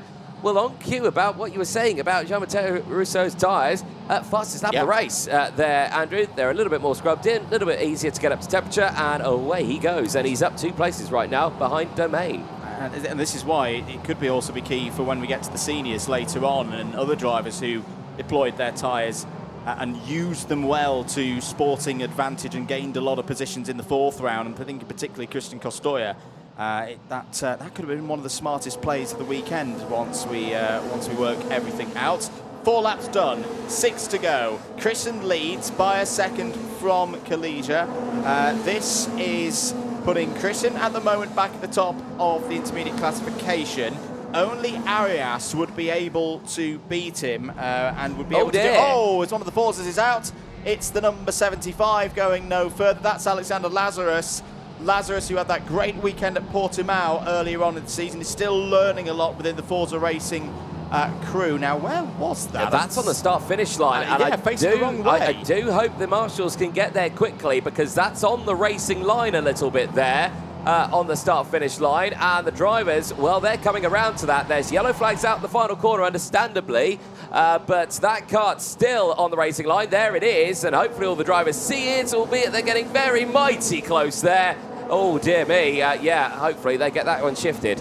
Yeah, it's. I think it's just giving a bit of time for a marshal to be able to get in there and hook that one off of the circuit and just covering it with waves.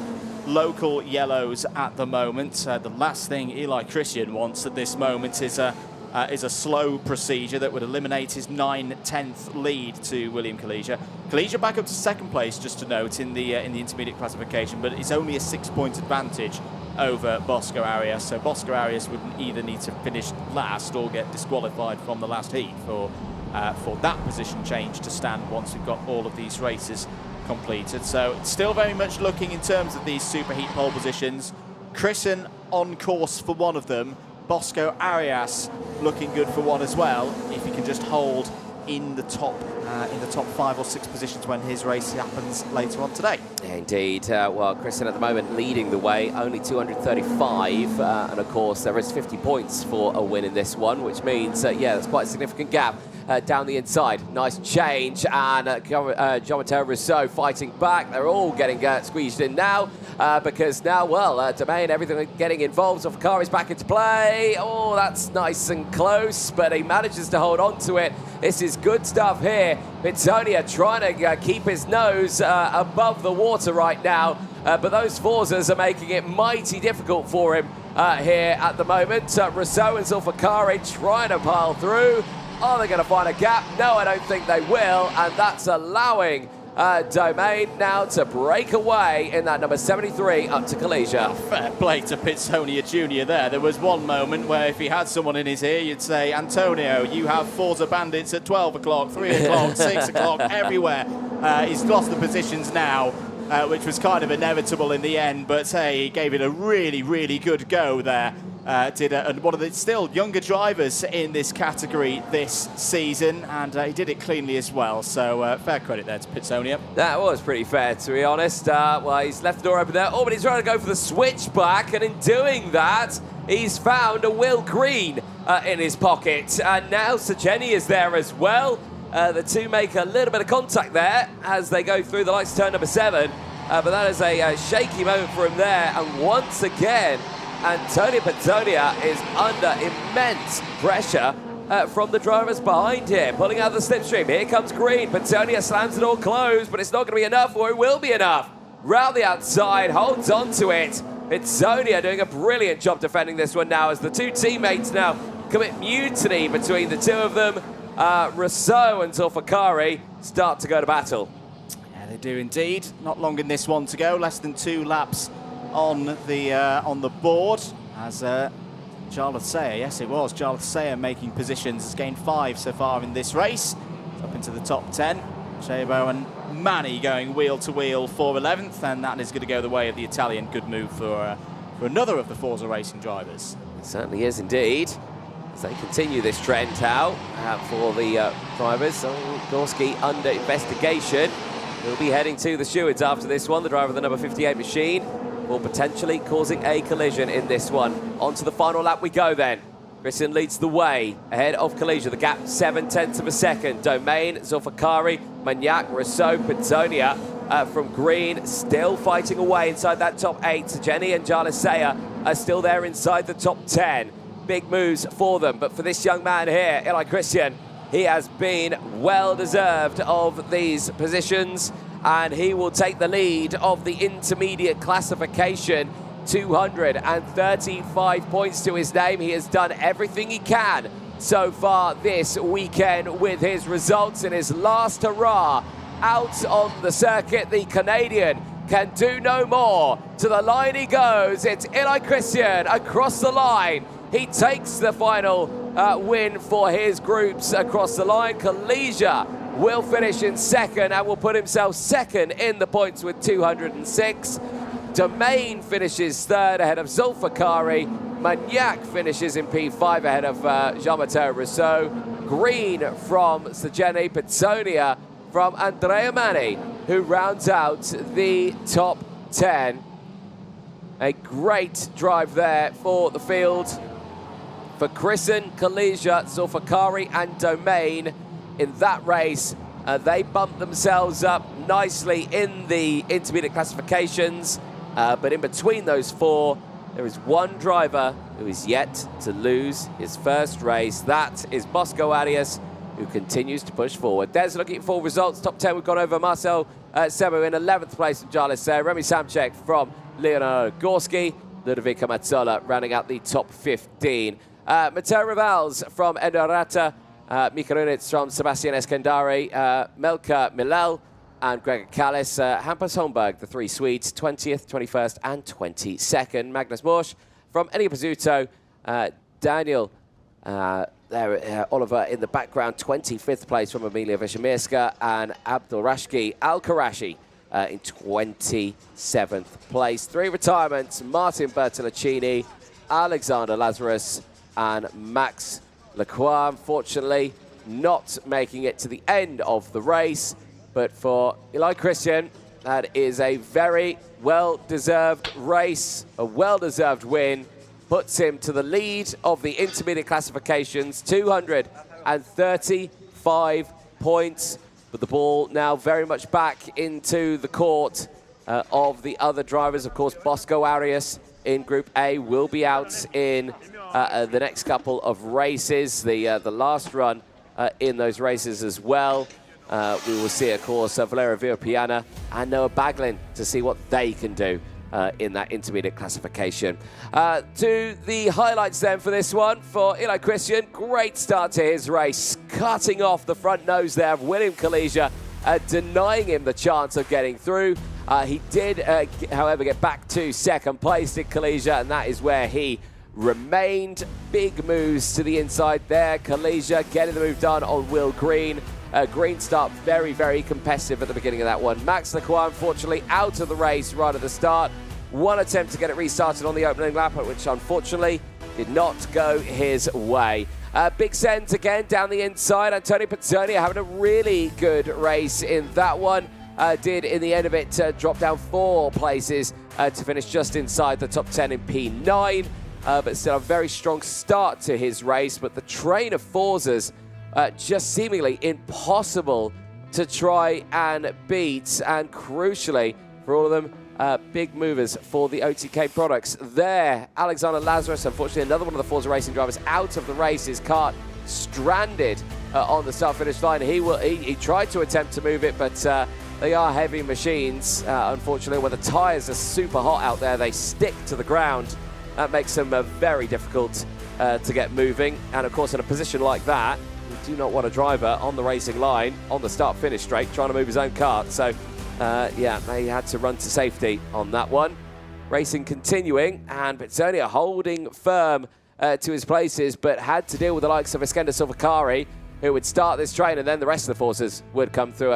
You had Kalesia there on a Forza, Henry Domain on a Forza, Sulfakari on a Forza, Benjamin Magnac and Jean-Matteo Rousseau, all on Forza Racing machinery.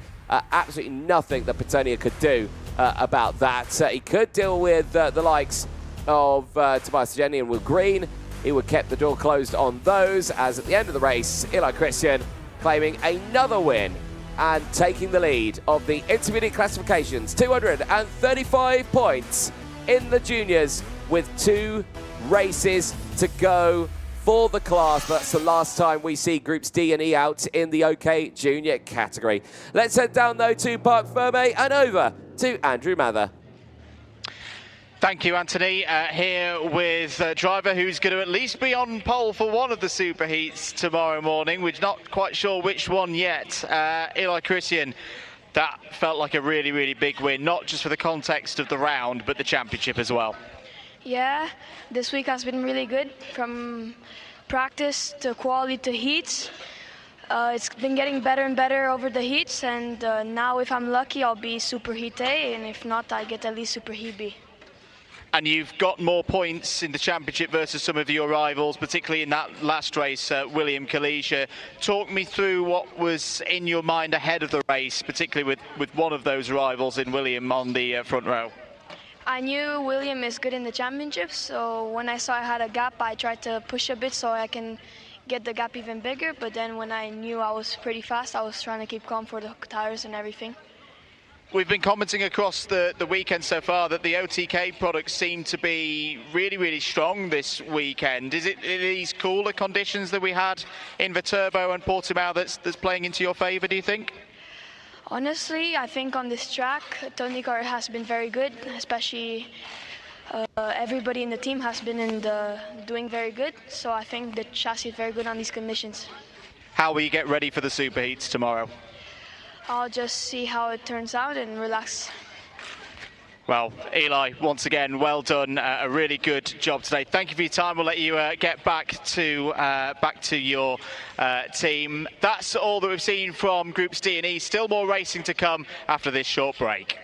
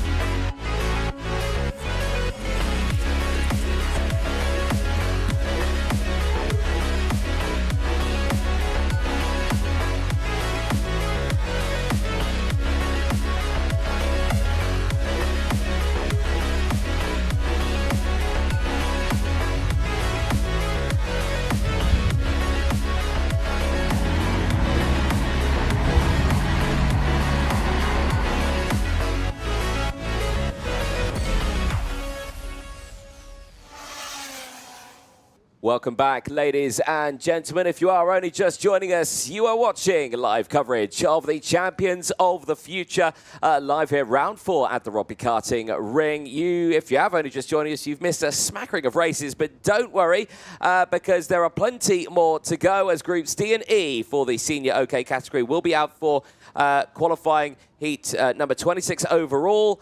But this one will be a feisty one. The 5th race of the weekend for Groups D and E. Their last chance to get some points on the board for the front runners in this one. And there are some drivers here. Vladimir Vanikov and Jindra Peschel on the front row of the grid. Jindra Peschel currently sitting 3rd in the points with 182. A win here would put him into the lead of those intermediate classifications, as they can see the wind seemingly looking like it is picking up as the day goes on. It still remains a crosswind over the start-finish straight, as the wind turbines here in Rødby are working overtime right now. Engines fire up, drivers make their way out to the circuit. Let's take you through the full starting lineup. It is Vladimir Vanikov and Jindra Peschel on row number 1, Thomas Brodeur and Oliver Kinmark on row number 2 with Louis Cochet and Zach Drummond on row 3. Sebastiano Pavan and Jakub Kamenek go from row number 4. They'll have Jacopo Martinez and Joe Turney on row number 5. Karin Ferhan and Davide Bataro on row 6. They'll have Bolowet and Georgi Zazov on row number 7. Franciszek Zielinski and Christian Kostoyer on row number 8. They'll have Ahmed Kaliga Osman and Vanessa Shilkreta on row number 9. Jagrat Troja and Sara Matsui go from row number 10. They will round out the top 20 out of Victor Gustafsson and Zach Green on row 11. Senna Munir and James Anagnosianis on row 12 from Jürgen Marti and Sana Z. And it's now in Nati Paton and Mats Van Rooyen at the back of the field. 28 drivers on the circuit, all 28 out there, as Daniel Ashton waves his hands in the air like he just don't care. No, he's sending the drivers around one more time, of course, for their formations lap. Tyres in this one. Andrew Mather, as your windswept hair brings you back to the commentary box, there is quite a few. Oh, yes. Well, again, we're going to do that thing where we list who's not. Oh, that's more than just tyres. That's Sara Matsui out of the race before we've even got going. Was meant to start this race from 20th on the grid. Oh, and that is a really, really disappointing moment. That's just below us, actually, in the commentary box before the start line. So that's going to be a bit tricky to recover, possibly. So I think we'll be going around at least one more time. We'll wait for the confirmation of that in a moment's time. The drivers won't know this. They'll need to get back into their normal formation before they see what's happened to Sara Matsui. But very quickly, drivers not on new tyres. Martinez, Kara Osman, De Troja, Matsui was one of them. Mounier, Hugo Marti and Nati Panon, all not running new tyres. Anagnostiadis also not on new tyres. So really quick work by the marshals. We are going for green. 13 laps underway then for the last time in qualifying heats. It's groups D and E into battle. Good start for Vladimir Ivanikov. Immediately into the race lead. Thomas Pradier up there in 2nd place. And Louis Cochet's had a good start as well, Anthony. He certainly has, as the field all with a nice clean start there, breaking away. But Ivanikov is the one at the front here, and he's looking the strongest right now, as Cochet defending there from the Tony Kart just behind, who's trying to push through. Pradier trying to get by, and he's done just that. Thomas Pradier back through the field now and still looking very strong. Or is that Peschel who's got him there? Well, keep a close eye on that one. There is Drummond pushing his way through with Sebastiano Pavan. Joe Turney there as well. Remember, all these drivers are on fresh tyres. 3 wide out of the final corner as they go across the line. Let's talk them over the line. It is Ivanikov from Pradier. It was Peschel, the driver who got the move done on Cochet. Drummond is still there in P5 from Kamenek, Bataro, Turney from Pavan, Martinez from Ferhan ran out the top 11. Of course, all these drivers on the fresh tyres right now. Anyone who didn't deploy them or did deploy them earlier on, i.e. one, Jacopo Martinez, he deployed them earlier on. So did Christian Kostoyer. Their chances of getting to the front of this field now are diminishing wildly. Diminishing, but I still don't think completely out of the question, because once we get past 4, 5, 6 laps, the best performance for these drivers on the fresh tyres will be over in that regard. And we know that the when it goes into that stable platform, the Maxxis Prime for the drivers to drive upon, it is a very stable tyre and it lasts a long time. Joe Turney having some problems at the moment. He's just been overtaken by Davide Vattaro. Bit of an adjustment there by the reigning FIA European champion. Fortunately, probably not going to be able to hold on to that title for this year. It's not been his season, but here in Champions of the Future, he's still got a very good chance of retaining his crown that he won in 2024, that magnificent 2024 season. Oh dear, out of the race. It's one of the MPs and a VDK. That's going to be Mats van Rooyen and Senna Mounier. That, I think, may well be the end of the weekend for Senna Mounier. He's had a number of really, really tough results. I had him as outside the top 72 overnight. I don't think we're going to be seeing that 310 on the Superheat grid tomorrow. That is a big, big shame. Eyes on this one then as they head across the start-finish line. Still very strong competition here, but Thomas Prader in the lead of the race has got Ivanikov and Peschel right for company. And speaking of tyres a little bit more in this one, as Peschel gets through past Ivanikov, I don't think Jacopo Martinez has deployed new tyres at all this weekend. I think he's still on his same original tyres than what he did in qualifying, and I reckon he's going to wait for the Superheat tomorrow. Which, if this is the case, he's doing a magnificent job there in 10th place. James Anagnostiadis, I'll say it again, he must be leading in the league table of positions gained. As out is one of the KIs. Is that the Troja out? Yes, it is. And Amin Kara Osman as well will go no further in this one. So drivers dropping out of this heat as it's starting to get a bit desperate out there. Certainly is. Yellow flag's out in that moment, and Cochet dives down the inside right in front of a yellow flag. Louis Cochet past Ivanikov. That was a clear as day yellow flag, and he shakes his head. He's like, dude, like, did you not see that yellow? You've gone straight through it. And Cochet, who's in a tunnel vision right now, oh dear, that's going to spell disaster for him. Yeah, that's not Louis Cochet's finest moment in this 2025 season. We're on lap number 5. Jakub Kamenek's found some speed. He's had a bit of a difficult afternoon. Anagnostiadis, well, if you are overtaking as many people as James Anagnostiadis has been today, it's kind of inevitable. At some point, you're not going to get one quite right. Yes, indeed. So a plus 5 seconds for James Anagnostiadis, but could still get himself a good degree up the order from where he started. Now let's have a look at this again. There is the clearest day at Marshall Post 2 yellow flag, and there is Louis Cochet going through. This is the reverse angle of it. Yeah, that's pretty clear cut for me, Anthony. Yeah, pretty clear on that one, isn't it? And yeah, that is a big shame for Louis Cochet. And yeah, we'll have to wait and see what happens to him at the end of this one. Eyes to the front here. Peschel has closed in on Pradesh. So we have a Tony Cup Racing Team duo fight out for the last qualifying heat of the weekend. That could mean either of them on the front row for the intermediate classification. I think yes. Absolutely, I say right now this is a battle not just for the lead, but for in the race, but for in the intermediate classification. You never know what could happen across the course of the other heats after this one. We will have a new leader in the intermediate classification after this race. May well will be one of these two drivers, Prader and Peschel, who've both moved into the Works Tony Kart team for 2025. Cochet not too far behind as well there in the first of the victory lanes, and Cochet has just set the fastest first sector time of anybody in this race. That was until Zach Green went a little bit quicker, but Zach Green's down in 16th place at the moment. I wonder if anything's been talked about in terms of the team tactics as well between these drivers before the race, Anthony. Well, I don't think so. At this stage of the weekend, yeah, it's just push each other forward. Like you say, these two drivers not really in contention for the championship. Those are the other drivers. So for these drivers, it's just a case of, hey, you're free to race. Go have fun, enjoy this weekend. And of course, look to get a bit of momentum going for next weekend as well. Yeah, exactly. Exactly. So we're on lap number 8 of this one. Change for 8th place. Joe Turney has got back ahead of Sebastiano Pavan. Turney at the moment going up to 4th place in the intermediate classification as things stand. And whilst it's not been Turney right at the very front, as we've become accustomed to over the years, he's still been very consistent. For many of the drivers, they've had really, really good results, and then an utter disaster.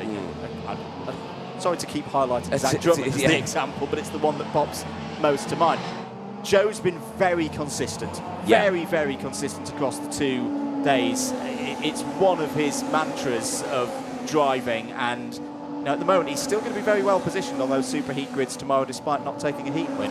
Yeah, indeed. The sort of driving style that we see from Joe Turney reminds me very similar of the Italian Danny Carinini in a way. You know, consistency from both of them. You know, showcases their skill level in the sport, and just how they compose themselves over the course of a race weekend. It's not about taking win after win after win after win. Don't get me wrong, that can help. But if you can be consistent inside those areas, keep your nose clean and do all that, which is what we see from both Joe Turney and from Danny Carinini in their 2 very different disciplines. You know, they do a brilliant job, and they remind me very much of each other. But right now on this one, across the line they go. Brunier and Peschel still in control. There is Louis Cochet. Not seen an investigation out for him just yet, but yeah, it's certainly a very interesting one for him. Indeed. On lap 10 of 13 then, no changes in the top 20. This one's very much simmered down. Quite a bit of field spread, which is another characteristic of this circuit, because there's so many overtaking opportunities. Now, what was happening here? This was earlier on in the race. This is how we lost the MP and the VDK. That was Senna Mounier and Mats van Rooyen exiting the scene. This was Peschel down the inside for second place on Ivanikov. Ivanikov's gone backwards again in this race, which is a bit perplexing for me. He had great pace yesterday, was fighting for race wins. The track conditions aren't that much different to what we saw yesterday, but it just seems that the Birrells lost a bit of pace. One thing you can take away, the similarity between this race and that first race they had the other day, fresher tyres, newer tyres, all of this. Ivanikov got the new tyres on board, he's gone backwards. Same thing that happened there. Maybe the car prefers the scrub tyre, and maybe it wasn't the right. Well, you say that, even though with the scrub tyre, he still had a tough race in that last one as well, didn't he? So, but yeah, I don't know, very interesting one. It's just not coming together for him in the races. This has been a much better performance from Jakub Kamenek. 4th place at the moment, first of those 2 Fusion Motorsport paired machines. And Hazelwood is going to be very happy about the performance here from his young Chargers. They continue to develop their name on the international karting scene within the OK categories. 2 laps to go. Top 5 looking pretty set at the minute. And right now, Brunier would take the clubhouse lead for the intermediate classification. It would be over to the likes of Craigie and Ramekers and Kamyab to displace the Tony Kart Works boys off of, at the moment, pole in both Superheat A and Superheat B. The points going the way they are. Vince Gustafsson on the move there. Anthony's just got past James Anagnostiadis for 12th place. Indeed, looking very good down there. Of course, he's sporting the fresh tyres in this race. He was surrounded by people who had deployed them earlier on, so again, he got the benefit in this race now, with everyone around him being on those older, used tyres.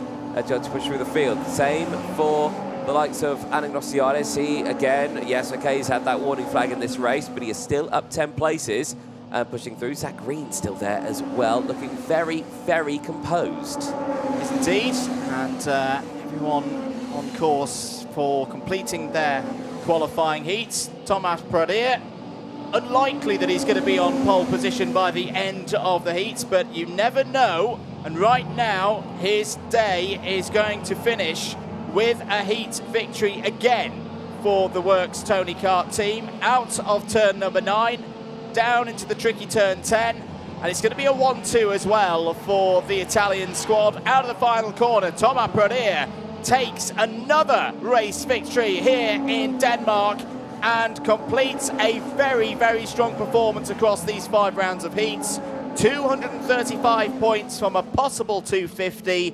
He can only be beaten by a handful of drivers. In fact, I think he can only be beaten maybe by 1 driver. Thomas Brunier has really delivered this afternoon. It's a 1-2 for the team with Yuri Peschel there, who at the moment also holds 2nd place in the intermediate classification. But Thomas Brunier, that is a very, very nice performance indeed. He'll hold a 35-point advantage over Craigie. over Kamya. This is where we quickly do the maths, folks, as to how much of a gap he has there. Yes, 49 points, I think, by my calculations, is what it's going to be. So we'll confirm that in due course. But either way, Thomas Prodier can be very, very happy with the day's work. He's more than likely going to be on the front row, at least, for one of those superheats tomorrow. Wins it from Peschel, Cachet, Kamenek, Drummond, Bataro, Vanikov, Pavan, Turley and Martinez, all in the top 10. Christian Kostoya, solid result there, 11th place. Don't think he'll be scoring any championship points at this stage of the weekend, but has done the job that was at hand at the start of these qualifying heats after that not so good qualifying, which was progress, move back up the order, be in a position to be on the grid for the final on Saturday. That's going to be the championship leader's best opportunity to score championship points here this weekend. Victor Gustafsson, P12, Cara Furhan, 13th, James Anagnostiadis, the biggest mover again. Brilliant drive from the Aussie, up 10 spots to 14th. Oliver Kinmark struggled in that one, down to 15th, unfortunately. Zach Green, Sajelski, Louette, Anzi and Marty all in the top 20. Here are some of the highlights from a probably quite muted last race for Groups D and E, but some very professional work done out there by a number of the greatest kart drivers in the world of direct drive at the moment in this senior category. Here was a key move. That was Peschel going through past Cachet for second place in the early stages to set up the 1-2. Zach Drummond, another strong run for the Scot. Into the top 5 in this one. Joe Turney in amongst the battles as well, has been consistently in the top 10 throughout the course of all of the heats today and yesterday afternoon as well, and right now sits 4th in the standings in terms of intermediate points. Few incidents out there. This is how we lost Senna Mounier and Mats van Rooyen. For Senna Mounier, that is probably the end of the weekend. I think we'll be outside of the top 72. I hope I'm wrong. For later on in the weekend. This was the change for the race lead. Prodier going through into first place. That, apologies, was the move for Peschel through into second. Unfortunately for Ivanikov, Ivanikov will fall back from that point. Also not seeing the checkered flag, Aminakara Osman in the Forza 309. Jaguar Troja, one of the drivers moving up from the juniors to the seniors for this weekend, was also a retirement from that race. That was the controversial moment for Louis Cachet, overtaking Ivanikov there, seemingly under yellow flags, but for no problems there for Thomas Prodier, through to take the race victory. Yuri Peschel can be very proud of the work that the Czech driver has done today. As I say, currently sits second in the intermediate classification. Let's head down then to Parc Fermé once again, live over to Anthony Jordan. Thank you very much, Andrew. Down here, not with our race winner from that one, but Yuri Peschel, great run from you so far this weekend. You're right up there in the points. After your last race today, you're in a good spot. How are you feeling after all the qualifying heats here in Rødby? You know, we've been fast quite all week, never outside the top 2 in the heats, a heat win today as well. It's nice to see the whole team doing quite well. Also, Thomas winning the heat there now, and I'm happy for us to be all fast.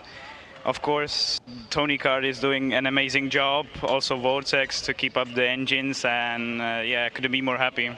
Tomorrow is obviously a new day, superheats and finals obviously to get through. Do you feel like it's going to be the same momentum tomorrow that what you've had today? I hope so. We will try something, and then we'll see tomorrow. Hopefully we still have that speed that we had today, and maybe we could get a podium and maybe even a win. Yeah. This is a super fast circuit. What is it like at the start of these races? Of course, it's a long run down that start-finish straight into turn 1. Such a fast turn 1 as well. What's going through your mind when you're side by side in the course like that? Well, on this track it's quite important to start in the front, because usually there is like big gaps at the end of the race. So yeah, I started one heat in P1, and then when I was supposed to start on the outside, I was a bit like, I think it's gonna be hard to start on the outside. And then all of the heats that I started on the outside went quite well in the first corner, so I'm happy. Excellent. Well, congratulations. Well done, and we'll see you out there tomorrow. Thank you. Excellent stuff. I think we've got a little bit more time. I just want to check, because I've just spotted out in the corner of my eye here Christian Costoya, obviously championship leader going into this season. But Christian, I just want to have a quick chat. This has been a tough weekend for you. Tell us, how are you feeling right now? Well, of course, you came into this one championship leader. You're still there, but it's been a tough one. How are you feeling? Yeah, just try to recover each heat, do the best we can, and let's see tomorrow in the super heat. I think we start a bit in the front, so let's see how it goes there. Despite the qualifying, you still come away with those results. You deployed your tyres a little earlier on in the weekend. How was that race for you there with everyone else on the fresh tyres? It was a bit difficult with used tires, but anyway, I think we managed very good, and let's see if tomorrow, starting from the front, we can manage even better. Excellent. Well, congratulations. Well done. We'll see you out there for Christian Costoya. Many other drivers going on. Of course, we saw in that race a little bit of drama.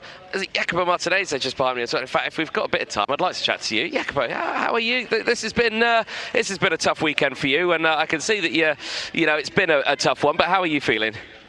Yeah, unfortunately qualifying didn't went out as we were expecting. The warm-up before we were looking pretty strong. Didn't really understand yet what happened there. But in every qualifying heat we did so far, we have shown great pace. Now we were able to not deploy the new tires. Let's see tomorrow what we can do with those two new. Excellent. Congratulations. Well done. We'll see you out there tomorrow on those fresh set of tyres. Engines fire up. Let's head back over to the comments box to you, Andrew.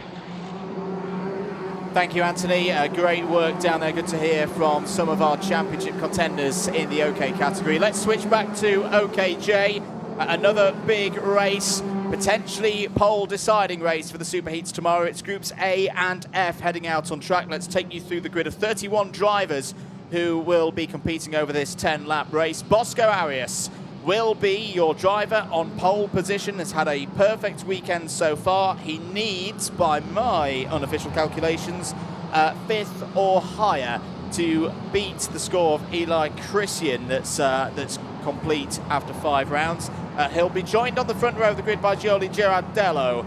Second row, Gilles Herman and Turner Brown. On the third row, Michael McGoy and Luca Sell. McGoy has had some very, very quick starts the last 3 rounds. Wouldn't be surprised to see McGoy moving forward in these early stages. Row 4, Julian Frasnelli and Casper Reipold. Dean Hugendorn and the winner last time out at the Turbo for Champions of the Future. Dan Alaman will start on row number 5. Row 6 will be Asher Ochstein and Nilas Malik. Malik needs a good result in this one after difficulties in the previous round. Manuel Miguez has had a solid day. Starts on row 7 for this one alongside Bruno Blanco. Devin Waltz and one of the wild cards for this weekend, Oliver Hjordrup, starts on row 8. It's Roland Nagy and Gustavo da Silva going from row 9. Drew Waltz and Seva Osachi Soslovsky go from row number 10. Mariano Lopez and Juan Garcia also go from 11. Jindrik Svoboda has one more opportunity to get a finish on the board. Starts on row 12 alongside Antoine Venot.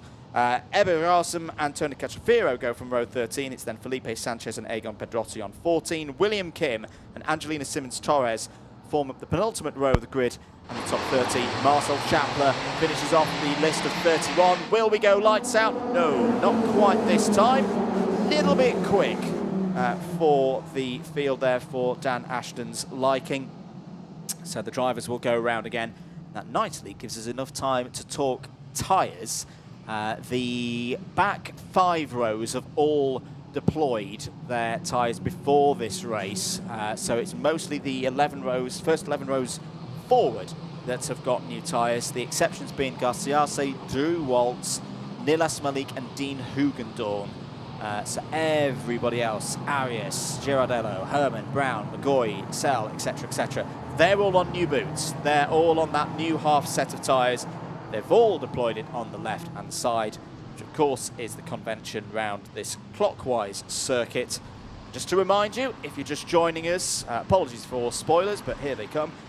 The point standings as things are at the moment. Eli Christian has done the 5 races, 235, Collegiate 206. Arias already at least 3rd with 200. Can he make it the perfect score through these 5 heats? We are racing once again in OK Junior. Not a good start for Girardello. Another strong one for Bosco Arias. He's going to have the attentions of Gilles Herman into turn 3. Another quick start from Michael McGoy. Keep an eye on that black machine with the red trim. There's a driver off in the background. It's one of the Birrells that's gone wide off of turn number 3. We'll track who it is in a moment. It's going to be Gustavo da Silva as again, McGoy. He has made this a speciality over the last 24 hours from the 3rd row of the grid, Anthony.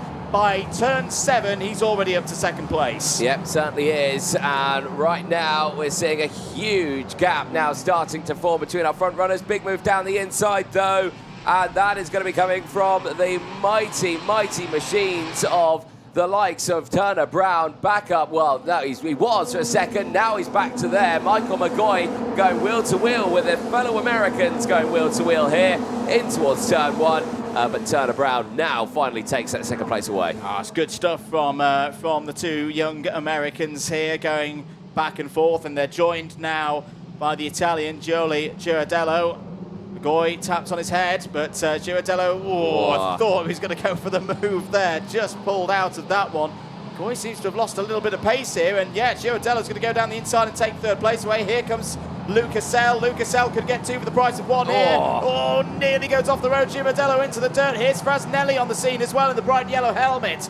The young Italian in the Tony Kart number 32. Really good start to this race once again. Yep, Gilles Herman getting through as well as those 2 once more. We saw them battling away earlier on today. We're going to see it again right now as they head down the start-finish straight. But right now, Arias leads the way 1.2 seconds ahead of Brown. Sell from McGoy. That's the battle that we're seeing here. McGoy trying to get his nose back down the inside. Not going to happen. He has to settle right now for P4. And in that meantime, he might have to deal with Frasnelli, who is closing in behind with Gilles Herman. That is going to be a little bit of a fight that I'm actually looking forward to seeing if we do come our way. Dean Hugendorn, though, is just behind that one. He's just got past the likes of Dan Alleman. Hugendorn is on the charge right now and is pushing through. In fact, it's Alleman, sorry, who's just got past Hugendorn. But they're still fighting fit, and they're there 7th and 8th. It's still a very impressive run at the moment from Hugendorn, because he has not got new tyres on at the moment. So Dean Hugendorn showing his pace for the Prema Racing team, and that's a good bit of news for the Prema Racing team, who of course got other drivers coming up, like some Noah Baglin in the last races for OK Junior later on this afternoon. But look at this from Bosco Arias, 51.888, 1.3 seconds out front. Bosco has had a tough season. He's one of the drivers who we saw in this category last year and performed well in 2024. Many people were tipping him for a big 2025, which hasn't really got going until this weekend. It's a little bit late to be thinking maybe, a tilt at this championship or the European Championships. But hey, once we get through this next week or so, for me, Anthony, the attention is going to start turning to the World Championships, and Bosco Arias could be a factor there. Yeah, he certainly will do. It was that moment for Girardello, unfortunately getting squeezed out. Lucasell going through at the same time. Michael McGoy throwing his hands up in protest there, but unfortunately he would go off. Antoine Finot has just dived down in my order there. The same with Nilas Malik, 23rd and 24th for them right now. Yeah, it's been a difficult day for Nilas Malik. Frasnelli, he loves that corner, doesn't he? Down the inside of Michael McGoy, up to 4th place. Another nice move from the Tony Kart driver. McGoy's now dealing with another one of the works drivers. Oh, that was right on the knife edge there. Gilles Herman did well to pull out of that one. Michael McGoy did well just to hold it on the track. Yeah, he nearly got Girardello in this race off of that corner, but it was one of those moments, and yeah, nearly having the same incident as what Girardello had only a few laps ago, but not this time. He manages to just hold on to that one, so Gilles Herman will have to have another attempt at that one. Alleman starting to close in on this one as well. Dan Alleman right there. Just behind, has broken away now from Dean Hugendorn, but Hugendorn is still there also. The same as the likes of Girardello, who's on that recovery drive back after running wide there off the circuit. Drama for the 79 machine, who rejoins the circuit. Terrible run to this one. I'm just trying to think who that is. Yeah, it is. Yeah, that's a big shame there. And yeah, that's very unfortunate. Bosco Arias, though, seemingly unfazed from everything, and he has set a fast lap the race and is breaking away nicely. I think there's also been problems for Oliver Hjordrup. We'll come back to that, because look at this. For third place, Julian Frasnelli on the move down the inside of Lucasel into turn 1. I've got to say, I've watched this young Italian driver for a good few years now, Anthony. He's just entertainment out on circuit, and it's great to see him now showing what he can do in an OK Junior. Well, he's showcasing some really good pace here, and that 4th place gain now, stepping him up into 3rd place. Really showcasing the speed there. Now I'm curious to see what he can do with a big gap in front of him. But with us running out of time very quickly, I don't think it will be much. And just to complete that news story on the 129, Oliver Hjordrup may have been involved in that incident that put Garciase off. They were in a similar region of the circuit. Hjordrup has had a technical flag and now a warning flag as well. Dear. So warning flag won't have come out from the back of the technical, as if you ignore a technical, that's a rather flag. More, yeah. That flag comes out to be the next one for you. So apologies if we're going 2 and 2 and getting 5, but either way, not how Hjordrup would have wanted to end these heats. McGoy seems to have found his pace once again, Anthony, and is through past Sell for a moment, because Sell goes back down the inside through turn 7, retakes 4th place. Here comes Alaman. He wants to get involved now. Herman going to try and get back through on this one. Not this time around, and just as quickly as they had tried to break away, they've now got a whole train of karts behind them, including Hugendorn, including Girardello, right back there again, and the long train forms as they enter onto the start-finish straight. Surely there'll be a move down in towards turn number 1, and there is going to be a move down in towards turn number 1. It'll be Hugendorn on Gil Herman down the inside, and now Girardello tries to squeeze the move down the inside at turn 2. Herman covers off the door, but doesn't get it on the exit, and through goes Girardello, back up into 8th place. Yeah, Gil Herman really struggling in this race, unfortunately. Michael McGoy trying to find a way through past Lucas Sell. This is for 4th place. Down into turn 7 once again. Look out for the cutback from Alaman. Oh, that's beautifully done by McGoy. He's got him. Really good stuff again from the American, Dan Alaman. Not quite on the same... Oh, no! It's over the top. Keeps it going, at least will still be in the race, but that could have been a lot worse for Dan Alaman. Down to, what will that be, 9th place, but my, that was a scary moment. That certainly was a scary moment, and amazingly he's still in this race, and he's still fighting with the likes of Gil Herman and Girardello, so clearly a good run for that one. Girardello goes defensive now in towards turn number 3. Herman will go to the inside. Alaman tries to fight back, tries to go to the inside, but gets denied by Herman.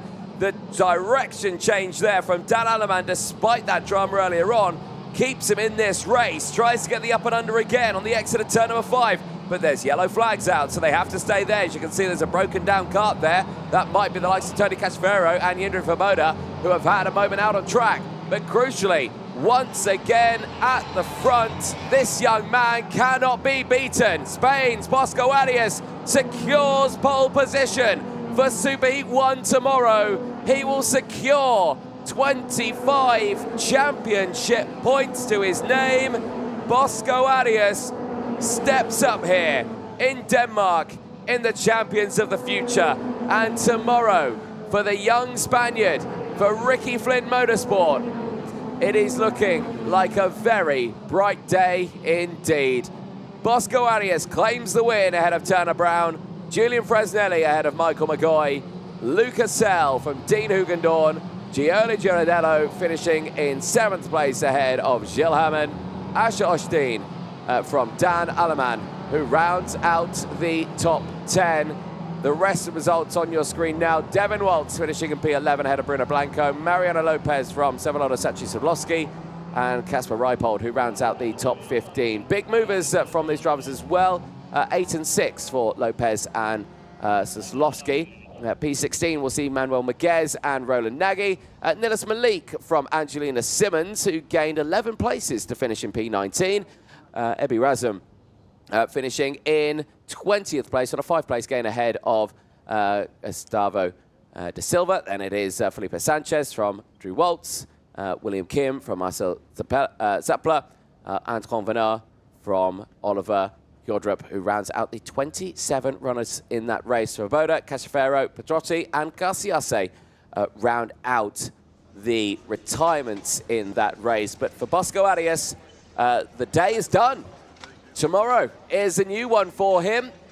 Pole position for Superheat 1 and Superheat A tomorrow. It's all sorted and fine for him. Here's a look at the highlights then. Through turn 1, Arias, once again, crystal clean start. No drama there. Nothing that the likes of Gianni Giardello could do. Just didn't have the momentum through turn number 1. Was later swamped by the pack already, dropping down to about 5th place. Michael McGoy up through past Gilles Herman. He brought along the other of the Ricky Flynn's, Turner Brown. Turner Brown would go wheel to wheel with his fellow countryman. But it would be the Ricky Flynn Motorsport driver who would step forward. Michael McGoy seemingly dropping down to 4th place, losing out to Julian Fresnelli over the latter stage of that race. But that was a little bit later on in the fight. This fight in between the two of them and Giardello as well brought Lucas Sell into play. Sell, who managed to get down the inside. This moment here, Giardello unfortunately getting squeezed onto the grass. That allowed Fresnelli and Herman to break back through. There's another angle of that same moment. You can see Sell down the inside, clearly got the upper hand. And unfortunately for Giardello, getting squeezed out onto that dirty part of the track and onto the grass, put him out of contention in that race. There later, Hugendorn trying to push through, but Alaman getting past first. The train starting to form in behind. 3 of the Fusion drivers going wheel to wheel. Asher Osteen, one of those drivers in that top section. I think Mariana Lopez, another. So Catherine Reipold as well in that early stage, all fighting for position. But the moments here, that was the moment where McGoy nearly went the same fate as Gianni Giardello at the same corner. And oh dear, straight off the circuit, that was the Juan Garciase moment. Unfortunately, that is where we later saw the moments for the 129 as well of Oliver Hjordrup, who did fail to adhere to his technical flag. He received a 5-second time penalty as well, and also a black flag from that race. So that is going to be not the result Hjordrup would have wanted at the end of that, and that might spell his chance of not making it to that one. We'll leave you with these highlights as we'll head down to Parc Ferme with Andrew Mather. Thank you very much, Anthony. Here with our pole sitter for Superheat A tomorrow, Bosco Arias, 5 from 5. A perfect day for you. Yeah, nothing to say, just as I say, we have the pace. The chassis works really good in this track, so we have to give a lot in the final, and I hope we can win. How hard is it to stay concentrated? You know, it was a bit of a lonely race for you on that one, but you know, it must be quite hard with a technical circuit to stay focused. I know I fast, so I'm focused. So yeah. How are you looking forward to the Superheats tomorrow? How will you get ready for it? Yeah, yes, we work a lot for this round, and we are doing it, so that's good. Are you worried by the weather? It could change tomorrow. Would you be okay if it was wet? I think we are also fast in rain, so obviously I prefer these conditions because we know we are fast, but I don't know. Well, we'll wait and see. Bosco, congratulations once again. Thank you for your time. Thanks. Bosco Arias there, your 5-time heat winner here this weekend. A perfect score through the qualifying heats. 25 championship points go his way as well. But we're not done here in Denmark for Saturday. More races to come. Back to you, Anthony, in the box. Thank you very much, Andrew Mather, down there in Parc Ferme. Yes, indeed, Bosco Arias there doing good things this weekend and maximising his performance out on track. Back with the seniors, qualifying heat A versus F to go, with just this being the last of 3 races that we have to go for today. And once again, we have had a swap of sides. Roman Kamiab, as you can see from that image there, has switched sides with Marco Gast, which will benefit Jacob Mikolev. It will not benefit Thibaut Ramekers. But let's see what happens in this race. You can see they're waiting to get into their carts. Tyres for this one. Big deployment of tyres once again, mainly from the front half of the field. Probably easy to tell you who hasn't deployed them. Jacob Mikolev, who did deploy them earlier on, now is on the used set.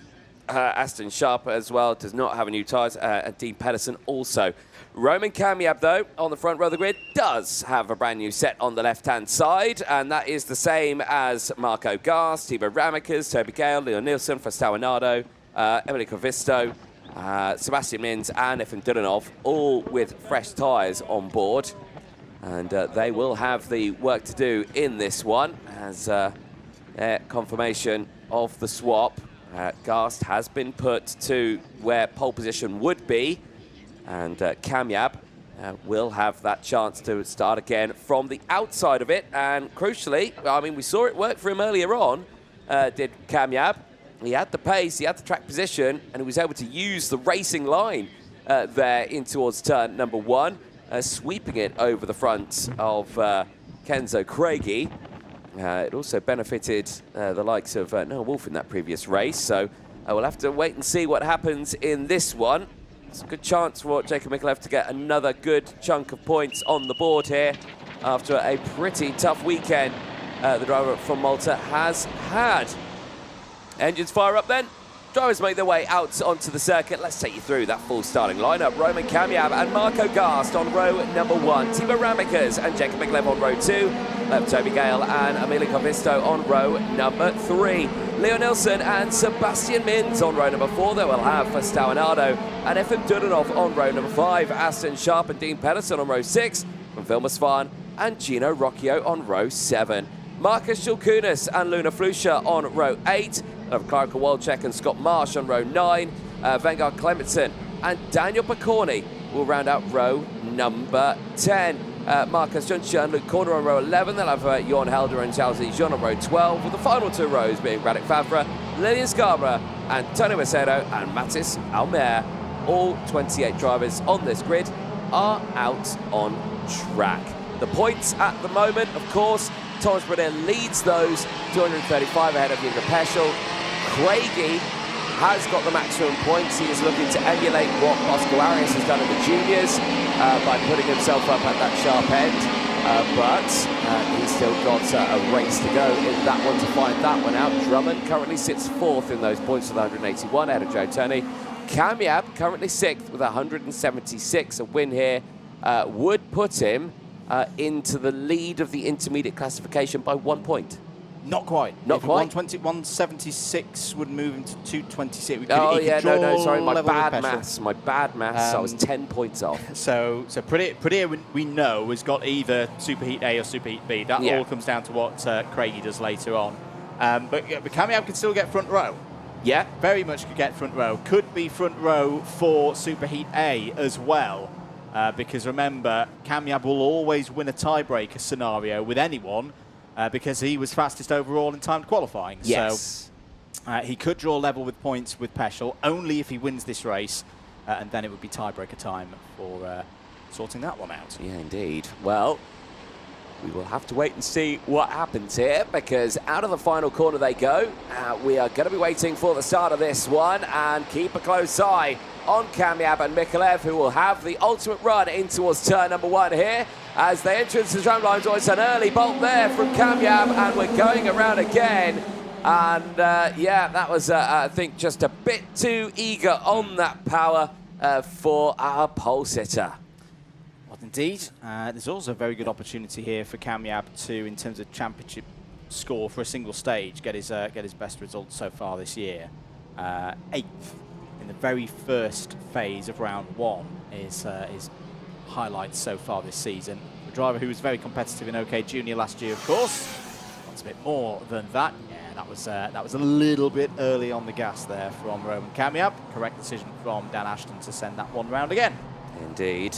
So we'll see how he can recover back in this one. Obviously, tense moment for him at the start here, because I think he knows that, you know, he needs to win this one. And I think that's putting a lot of pressure on him right now. Yeah, just to even, if anything, just to get the momentum going again. Yeah. You know, he was perfect through yesterday. He started the day very well. Here was also, you know, yes, he lost his winning streak, but you know, it's still a decent result. Yeah, he had that little error in round 4. He could finish here with a win, get him back in the right frame of mind. Are we ready for a race start then here in groups A and F? Yes, we are. We go racing for 13 laps once again here at Rødby. Good start for Kamyab. Oh, as there's drama in the middle of the field, 2 victory lanes going off, and that shows how wet it is out in the outfield there. And was that Marco Gast again? It was. And there's more drivers off at turn number 3. So Marco Gast's day has gone completely wrong here at Rødby. I think the other may have been Sebastian Mins. Yeah. It was. Yeah, Mins has gone off the same. Jorn Helder also in the background. He had a drama as well. But yeah, Marco Gast, just with that, obviously not the benefit of being able to get away. He had the inside line. But then Sebastian Mins, who was behind the likes of Roman Kamyab, Jacob Mikulev and Emilio Covisto, with the run that they had when he tried to sweep across, he just clipped the front nose of Marco Gast and unfortunately sent him round. Timo Rabica's on the move here. He also fell down a little bit as a result. I think that's your main reason for why Kamyab has switched. It's not that we did it before and we were thinking about Craigie. I think it's more about the young Belgian here in the 2-0-2 and trying to set him back in the field. Well, it definitely was on this occasion. It's 3rd place at the moment for Ramicas. Ramicas could be looking at a front row grid slot for a superheat tomorrow as well, as Sharp goes down the inside of Rocchio for 8th place. As things stand, Radir 1st, Kamyab 2nd, Peschel 3rd, Ramicas 4th. This is of course all still with Kenzo Craigie yet to race as, now, have we got slow procedure? Yes, we have. We have. So slow procedure has been deployed for, I think I'm right in saying, the first time today. Now, what is this for? Well, the only driver I can see off the circuit is Sebastian Mins, and that is at turn 1. So, like I say, it was very fast, that moment at T1. Here is his again. So watch Gast on the inside. Sebastian Mins is wheel-to-wheel with him now, cuts across the front, and yeah, just clips the front. I mean, yeah, well, it looks like, yeah, I don't think there's any injury there. Maybe when he hit the banking, I'm not too sure, but slow procedure is out. If anything, you would have think Marco Gast would be the one under the most pressure on that one because it looked like his foot got run over. Yeah, tough situation. Both of them going for the same piece of Denmark at the same time, and very unfortunate there to clash. That is one of the things that can happen on a quick race start. So Marco Gast is still continuing. He's 24th on the road at the moment. For Roman Kamyab, this is a test, but not necessarily bad news. He's been able to deal with this situation before. I tell you who else I think will actually be quite happy with this, just to wean off some of the laps here. It's Jacob Mikulev. Running 2nd at the moment. That'll do. That's a nice solid result. It's still very much in the balance as to whether he'll get far into the weekend, but not having some racing laps and not having a Thibaut Ramicas weaving around trying to overtake you is probably a good thing when you're just trying to have a calm run to the end. I think, well, that's not Oscar Gallin, that is Martin Bean. But, you know, I think for Mikulev, this is going to be... I'm not sure. The results at the start of the weekend were very tough for him. Yeah. And he had the good results later on. Of course, the third race he had, he won that. So, you know, that put him right back into the good positions. But then he had the troublesome race earlier on as well. So that's what put him backwards. A P2 here now, so that's 2 good results at the moment and 3 quite bad results. Well, a middling one and a then middling 2 really one bad and then 2 really bad ones. So again, if he is going to get through, it will be at the back of the superheats, and then to get through from the superheats into the final might be a bit too difficult. Maybe so, but we'll see all of that tonight as it comes out. Do head across to the Champions of the Future website for all of the results as they are confirmed. We're still under slow procedure. This is lap number 4 of 13. For us here. Your race leader is Roman Kamyab, taking Mikulev 2nd. As what's happened there? Now, is that Aston Sharp? No, is that a Birrell going into the pit? Was that Toby Gale? Are we stopping this race? Yes, red flags come out. Yeah. So I am not sure what is happening. No, it's not Aston Sharp. That is the 319 machine that has come into the pit lane. Toby Gale has retired from this one. And, well, red flag's come out. Now, the red flag has come out, obviously, on lap number 4, but it goes back, so it was on lap 2. So it's not a full race restart. It's effectively, so there shouldn't be a repair window in this one. I think that's what Toby Gale's trying to say. It's like, can we get this back out for this race? Toby, I don't think you can. I think you're out of this one now because of the lap we're on. Yeah, or just have to restart from the back because no one's touched the kart. I'm still seeing yellow flags and slowboards out, but on our screens here, it has gone red in the race. So I'm not sure actually what's happening here, Andrew, at this moment. They are still showing the yellow flags on circuit, but if you are at home and you're watching the live timing, it quite clearly shows a stoppage to the race, but the digital display over start finish also shows red flag, so that the drivers will be. And now I'm seeing red lights on the circuit. I'm still seeing a load of yellow flags though, but yes, a very interesting situation that we have got here right now. I am going to say this is a stoppage right now, and yeah, we should see this drivers come to a halt on the start-finish line, and yeah, they're keeping them all over on the left-hand side. So I am unclear as to what has happened here. The only incident we've seen is that Sebastian Mins and Marco Gast incident. Gast is still on the track. Sebastian Mins seemingly didn't look like he was injured at any point there. He just spun off the circuit. So initially, unsure of the reason for the stoppage here right now. Well, we'll have to wait and see what happens on this one. But there you can see race director Martin Bean is currently chatting with one of our technical guys. Darren Clark is out there. Ross Upton also there as well with Daniel Ashton. But, yeah, drivers now out of the karts. We are under red flag at the moment. And I'm hearing that we've got some drivers happening. But, yeah, that's a very interesting situation we've got right now. I'm just trying to get my head around it. Yeah, me likewise. Just going over some of the results if you've missed them earlier on today. We're midway through this final round now. Here's a replay of the race start. This was the good one. You'll see though, there's the moment between Gast and Mins. Now Mins goes off the road into the grass. It's very wet out there, so his brakes won't have been doing anything at that point, and then goes out of our vision.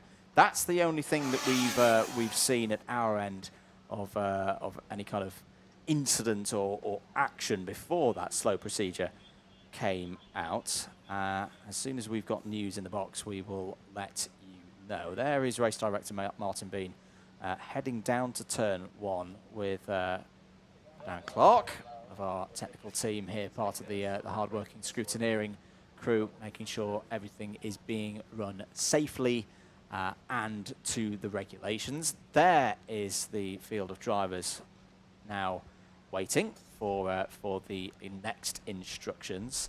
As I say, this race for groups A and F stopped for the moment. This is the second of 3 races in this 5th and final round of heats for the OK category. Just one of them so far on a provisional stress at the moment. Tom Apradio ahead of Yuri Peschel, Louis Cochet in that top 3. Have you heard anything, Anthony? Not yet, but yeah, we'll still try and ascertain what is going on. Radio silence at the moment out there from the officials as they sort out the incident. Now, of course, that moment happened on the opening lap of the race. The red flag, though, didn't come out until lap 4. Yeah, so where it goes back to lap 3. So it will just be a normal restart with no repair window, and any drivers who are out. But we're going to figure that one out. Right, we're going to take a short ad break. We'll be back in a few moments' time. Do not go anywhere. It makes life a lot easier out the track, so you don't have to worry about school and on-track performance and grades and all that sort of stuff. The school understands exactly what I'm doing. They understand, how important it is for me, and the schedule that they, cater for me is really well balanced, and I really enjoy it. It's a very fine balance between his sporting career and also his studies. He doesn't have to compromise on either. I'm very happy that Minerva has supported us through this journey. The communication is great, and yeah, I'm enjoying it. I think MVA would help a lot of other races. A lot of people come into the track and asking about it. What do you do for homeschool? Like, how does it work? And I always say, Minerva, you need to contact them and get going with them because it's made my life so much easier.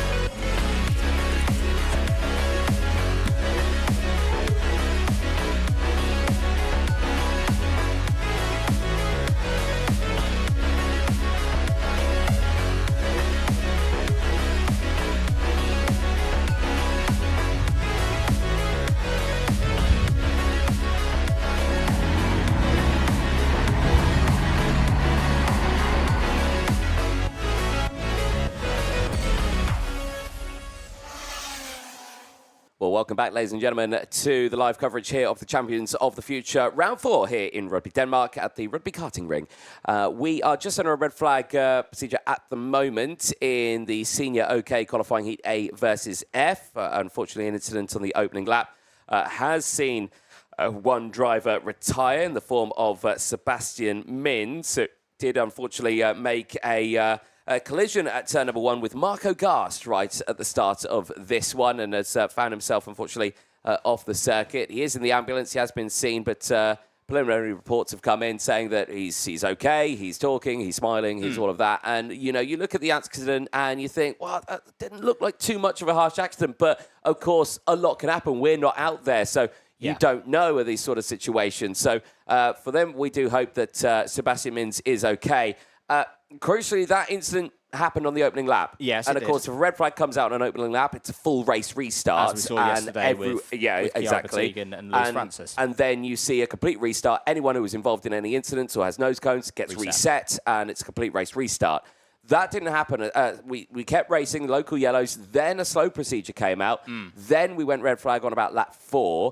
Obviously, a lap goes backwards, it make it lap 3, but that then puts us back into a situation where there is no full restart. There is a restart, of course, but it's taken from a lap back from where drivers were. If there is any nose cones or anything, they go back to position, and anyone who has retired from the race has retired from the race. They cannot rejoin it, meaning there's no repair window. And it would be a real shame for Sebastian Mins. He had a difficult day yesterday. 2 results outside of the top 15, 2 good ones so far today. Yeah.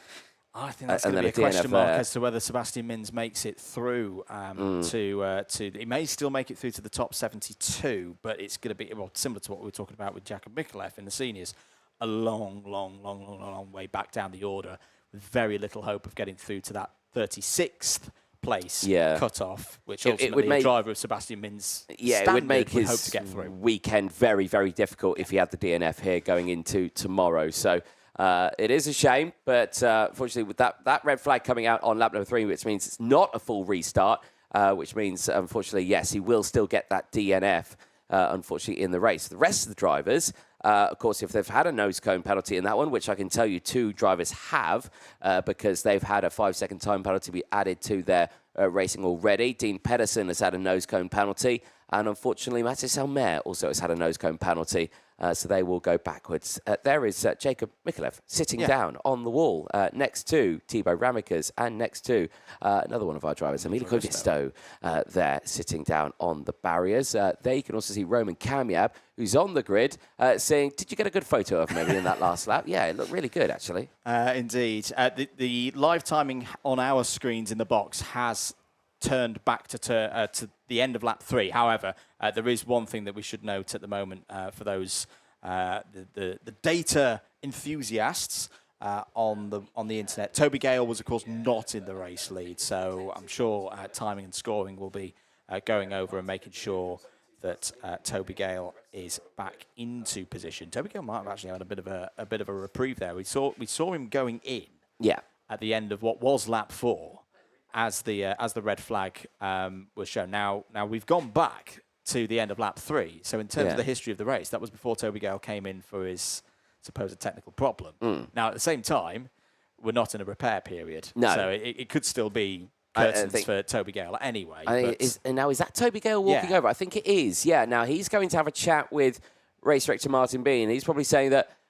Well, I don't know what he's going to try and say on this one, but I think he's going to say, "Can I rejoin the race?" Yeah, can I rejoin the race, please? And I'll be like, "Well, you pulled off the circuit while we were showing the red flag, pretty much simultaneously as the stop was happening."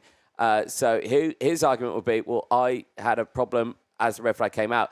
I heard reports that it was his chain that snapped, which is why he's gone off. Now he's running back to his kart." Is that in happiness to say, oh, is that one okay signal? I think he's been given the green light to rejoin this race. If he has, he's a very lucky lad. Yes. Now, the question will be, our next question will be, where's he going to start from? If he's done a repair, I wonder if he would have to start from the back of the field. I think it'll be from the back of the field. Let's have a look at the start of that race again. Now, this red flag coming out between between Marco Gas and Sebastian Mins. There'll be the drivers who will make contact there. And again, simply the initial impact, not heavy at all between the two of them. Sebastian Mins going all the way off the circuit into the banking. Here's another angle of it, and I don't even think he made contact into the banking. No, I don't think he did. And yeah, just a light touch there, but it has thrown the red flag out at this point, and there they are going off the circuit once more. I mean, Marco Gas, I thought, if out of the two of them, would have been the one who maybe had a bit of an injury because he got what looked like his foot run over. But no, he's still in this race. And it's Sebastian Mins who's the one that's gone off the circuit. But, of course, driver, in an incident like that, of course, it may look soft from our point of view, from a driver's point of view, at the speeds they're going, still fast, and there could have been an injury from that. Oh, absolutely right. If you've got the fastest part of the circuit there, doing what is 120 kph going into turn 1.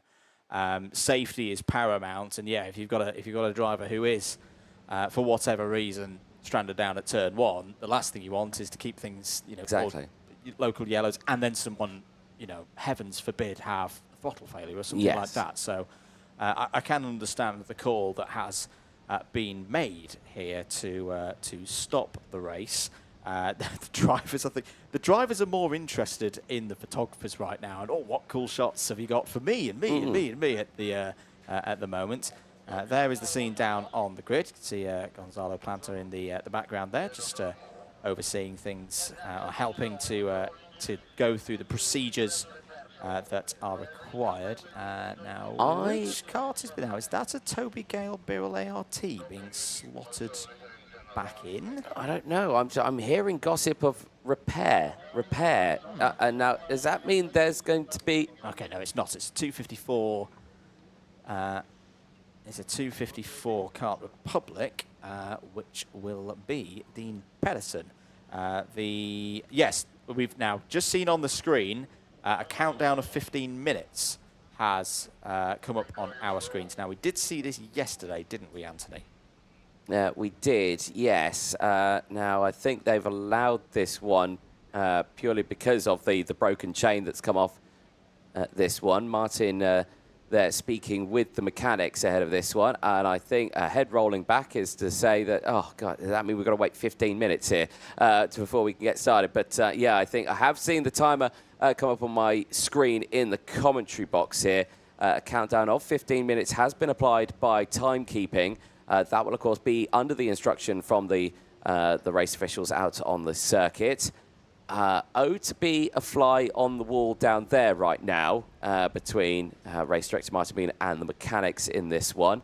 But yes, the drivers not getting in their karts right now, meaning that I think we do have a bit of a break. So I think what we will do here is take a small pause in proceedings. We will try and figure out fully what is going on. and try and relay it back to you, the viewer at home.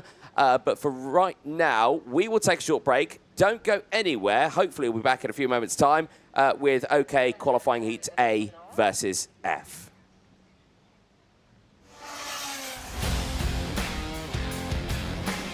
It makes life a lot easier out the track, so you don't have to worry about school and on-track performance and grades and all that sort of stuff. The school understands exactly what I'm doing. They understand, how important it is for me, and the schedule that they, cater for me is really well balanced, and I really enjoy it. It's a very fine balance between his sporting career and also his studies. He doesn't have to compromise on either. I'm very happy that Minerva has supported us through this journey. The communication is great, and yeah, I'm enjoying it. I think MVA would help a lot of other races. A lot of people come into the track and asking about it. What do you do for homeschool? Like, how does it work? And I always say, Minerva, you need to contact them and get going with them, because it's made my life so much easier.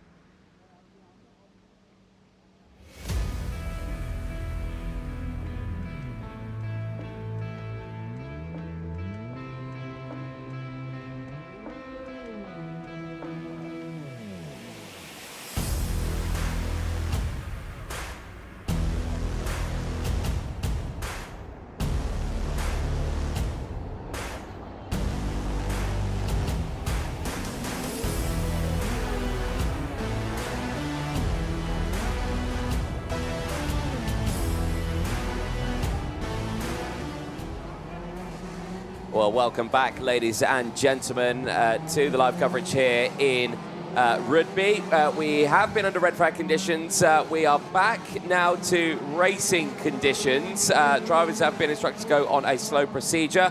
And we're going to go through the drivers who have, unfortunately, retired from this race. I will try and tell you that once the timing has all sorted itself out in this one. But can confirm one driver who will not be able to restart on this one is Sebastian Mins.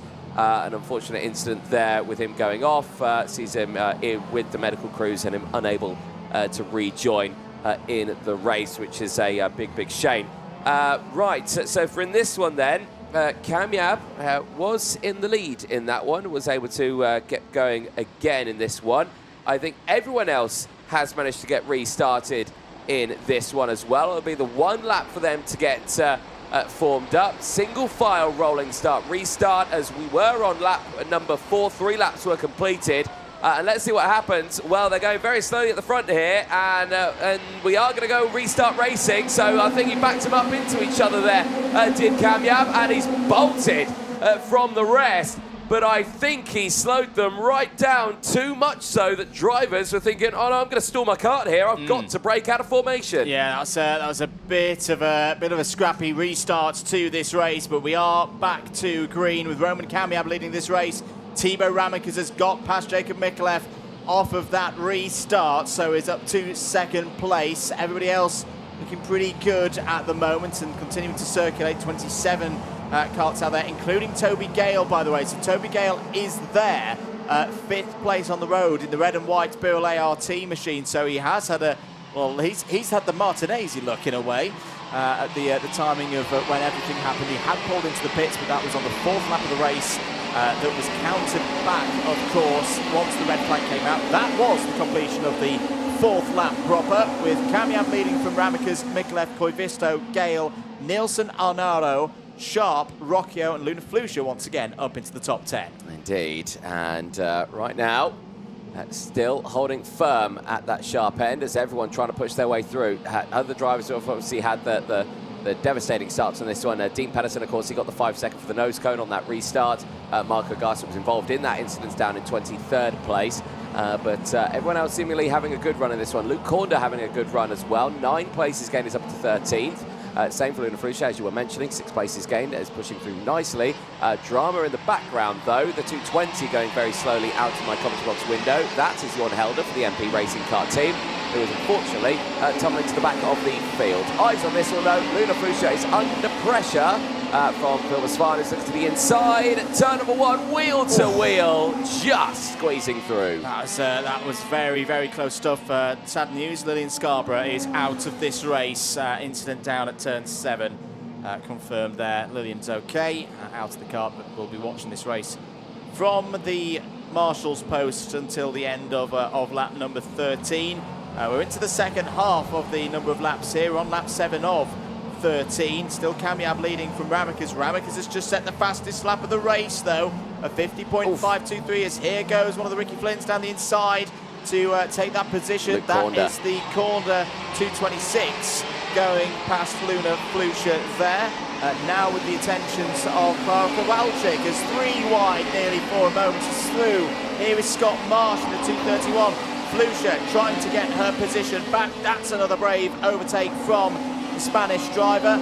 Through back up to, what will that be now? That'll be back into 12th place. Clara Kowalczyk again on the move up to 13th. Indeed, these are some good moves that we're seeing here from this mid-pack. And again, a lot of it will be down to, you know, fresh tyres that have been deployed. Oh, dear me. That's an almighty look to the inside. Vengar Clemenson there trying to get it through. Vengar Clemenson, not seen too much of him this weekend. I think he's had some spills out on the circuit in some of his earlier qualifying heats, but he seems to be on form right now, being assisted with, I think, some fresh tyres on board.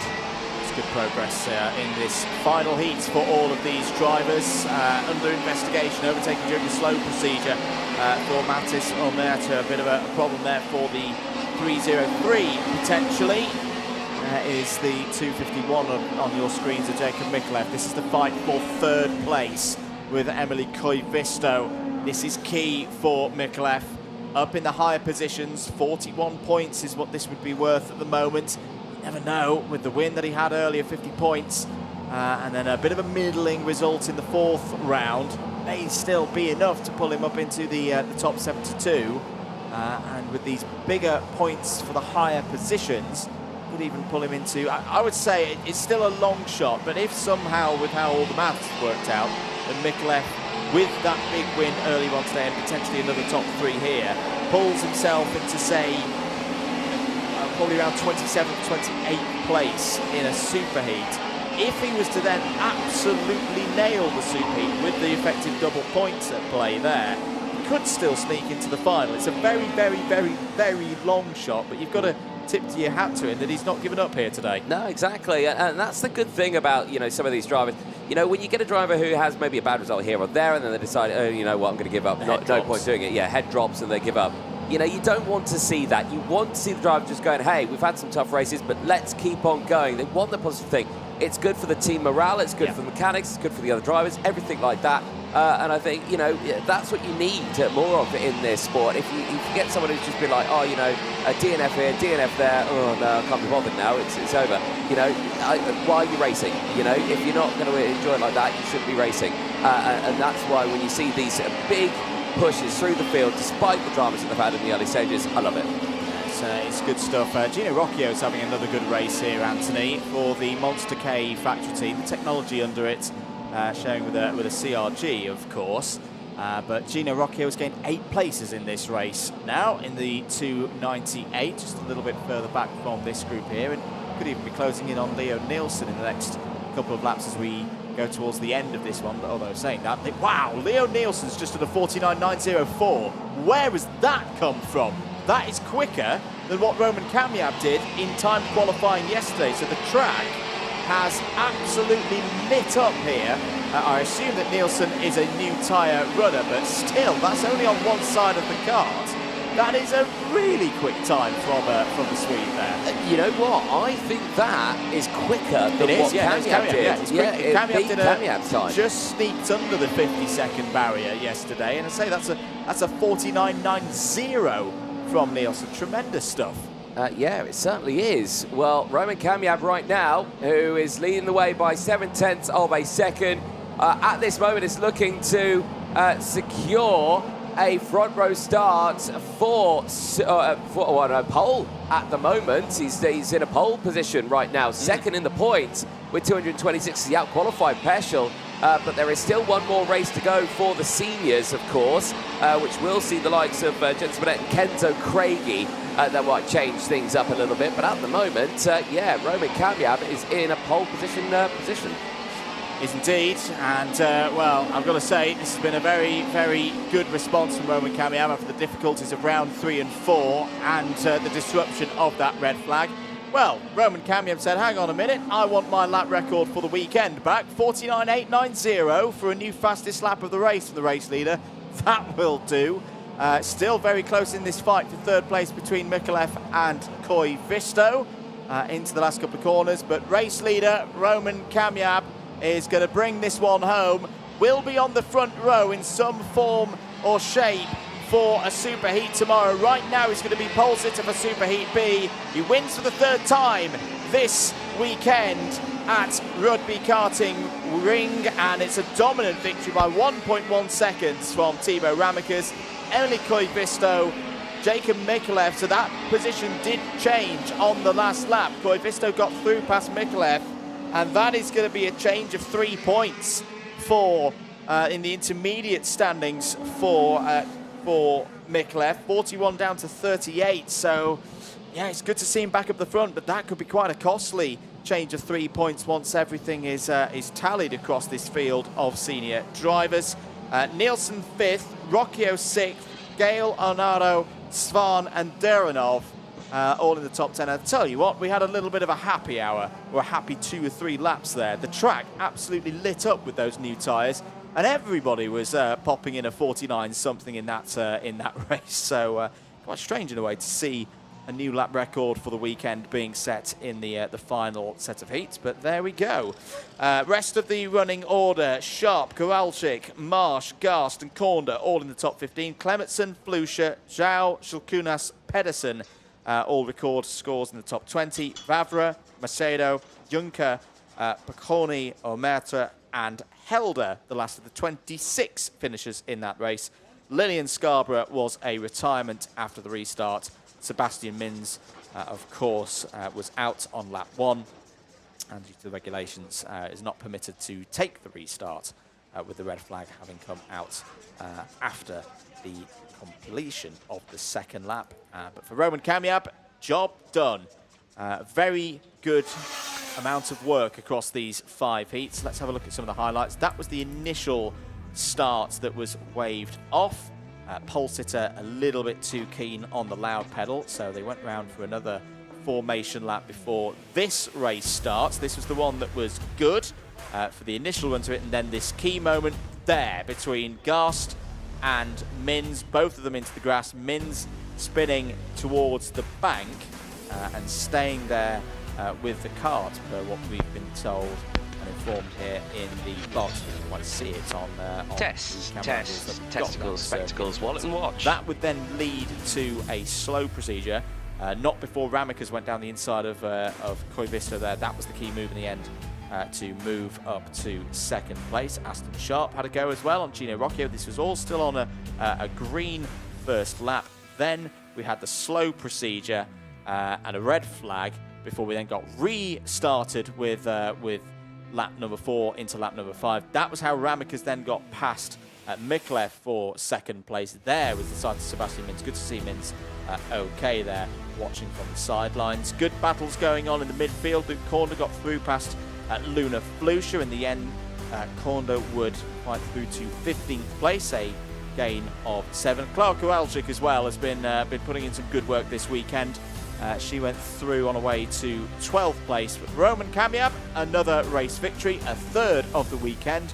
Means that his tally is 226 points from 250, tied with Yuri Peschel, but takes the position in the intermediate classification virtue of the intermediate for the timed qualifying earlier on in the weekend.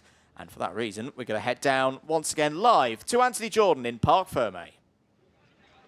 Thank you very much, Andrew. Yes, down here in Parc Fermé with our race winner from that one, Roman Kamiab. Great result for you in that one. You're back where you want to be. Sharp end, 2nd overall in the points, but still one more race to go. So it's still on a knife edge, but at the moment, you're starting on pole position for Super Heat B. How are you feeling after that one? Very good. A little bit stressful because we had the restart, but either way, I was very fast and I got a good gap and won. Very fast indeed. You actually went faster over a lap in that one than you did in time qualifying. So the track was feeling very, very fast out there. 49.8, I think you put out compared to your 49.9 in TQ earlier on this weekend. But tell us, this weekend has been a tough one. You've had the ups and downs. You've had some really good races. You had that one race that put you back a little bit. But tell us overall, how do you think this weekend's gone? I mean, overall, it's been a really good week. Quali, the warm-ups, the first 2 heats. I was lacking a little bit in the 3rd heat with the tyres, but now we just put the new tyres on and showed my true pace again. Yeah. Well, it's going to be a fantastic day, and we'll see what you can do tomorrow as well. But for right now, congratulations, and I'm sure you'll be watching that last senior race as well. Thank you very much. Excellent. Well, let's head back up to the commentary box, because the next juniors, they're coming out next right about now. They are indeed. Thank you, Anthony. Good to hear from Roman down there in Parc Fermé, and we'll see Roman Kamiab on the front row of the grid for a super heat tomorrow. Still not decided yet who's going to be shaping up on the front row in its entirety for OK Junior. This is the last race of the qualifying heats phase for the OKJ category. Let's take you through the grid. Valerio Villapiano and Noah Backlund start on the front row. Evan Purcell and Olivier Cini go from row 2. Giacomo Giusto and Maxim Bobashov, that's row number 3 for you in this one. Daniel Miran Lorente and Lucas Bonham go from row 4. Denny Babacek and Ludwig Gonquist start on row 5. It's then Nathan Kappen and Samuel Hugon on row 6, ahead of Luke Tal and Manny Nuvolini on row 7. Into the second half of the field, row 8 will just be Jesse Phillips. Santiago Diaz de la Vega has been disqualified from the competition for resetting of front fairings.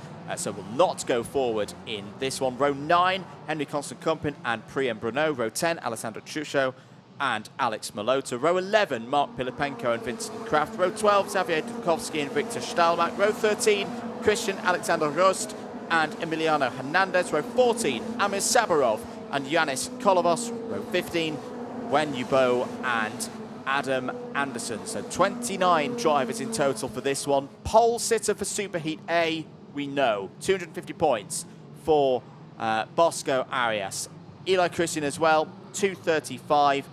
That's looking all set there, but still third and fourth place in the intermediate classification, which would convert through to second on the grid for Superheats A and B respectively.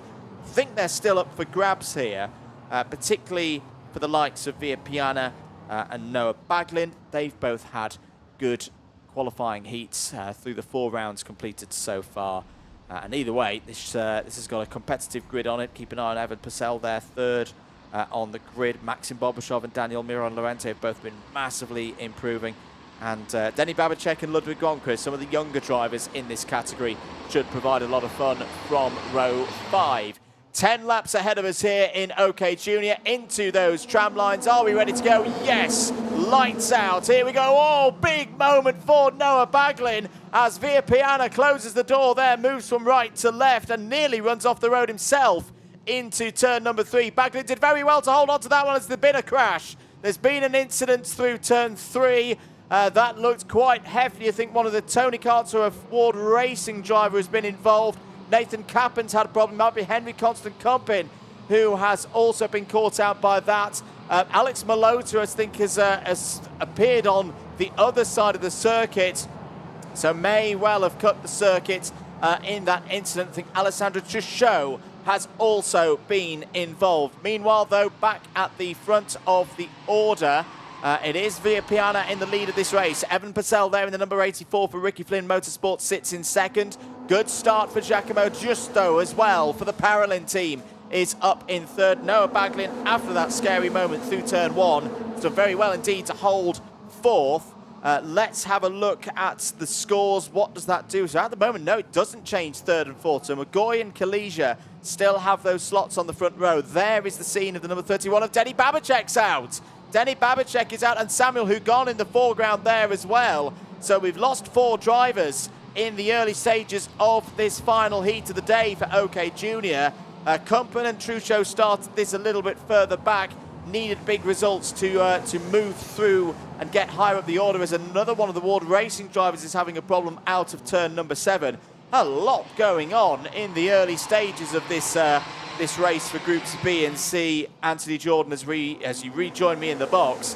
But no problems at all for Valerio Via Piana at the front once again. No, indeed. Looking absolutely fine at the front here. And Purcell holding on to second place as, well, Sammy Hugon under investigation for a start procedure infringement. You will need to be careful for that one. I did hear on my cycle back from doing that post-race interview, yes, Baglin had a bit of drama at the start of that one, but he's still there in P4 and now set the fastest lap of the race. This will tell me everything I need to know. Oh, yes, that is quite the moment there. Cutting across Via Piana there, just squeezing him through. Oh my goodness me. That is quite a hefty moment there for the driver of Henry Constant-Kumpen, who is thankfully, I believe, out of the kart now. And I can see him standing next to it on the part of the track at Marshall Post 3. So good to see. But that was a hefty old hit there. It was indeed. Denny Babacek's under investigation for potentially causing a collision. It's out of this race, so that's not going to affect things too majorly in this race. Yeah, Nathan Kappen, I think, was the other driver who had to take to the escape road off of turn number 3. So 2 carts, I think, went through the escape road and turned round there. So we'll keep on top of that situation. A new fastest lap from Luke Tahl, 51.803. How is Tahl getting on? Not bad, up 3 positions to P10. Biggest mover at the moment. 12 places gained for Victor Stahlmark, the pole in the number 80. It's up to P12. Drama in the background, unfortunately. Pilot of the number 50 machine, Kart Republic, Koski Motorsport, Xavier Dubkovsky out of the race where he's tumbled to the back of the order. and Dukovsky right down in 25th place now after it was an excursion onto the grass. Eyes on this one here. Giacomo Giusto on the rear bumper of Noah Baglin. He is trying to get involved in a fight here. Drastically different racing lines there. Giacomo Giusto trying to hold a much tighter line through some of those corners. Quite a lot riding in terms of championship points on this race for Noah Baglin. So that move past Giusto moves Baglin back to 204 intermediate points. He is tied with Villapiana, but of course, tiebreaker comes into play. Villapiana takes that, so he's not overhauled him into 5th place in the IC yet. If he can gain one more position, Baglin, move from 3rd to 2nd, that'll be another 3 intermediate points. He'll go past both Baglin, but more past Villapiana, but he will also go past Kalijah, one of his title rivals. So this is all not only now at this stage of the season talking about where are these drivers going to line up on the grid for the superheats tomorrow. This is now down to the nitty-gritty of championship points.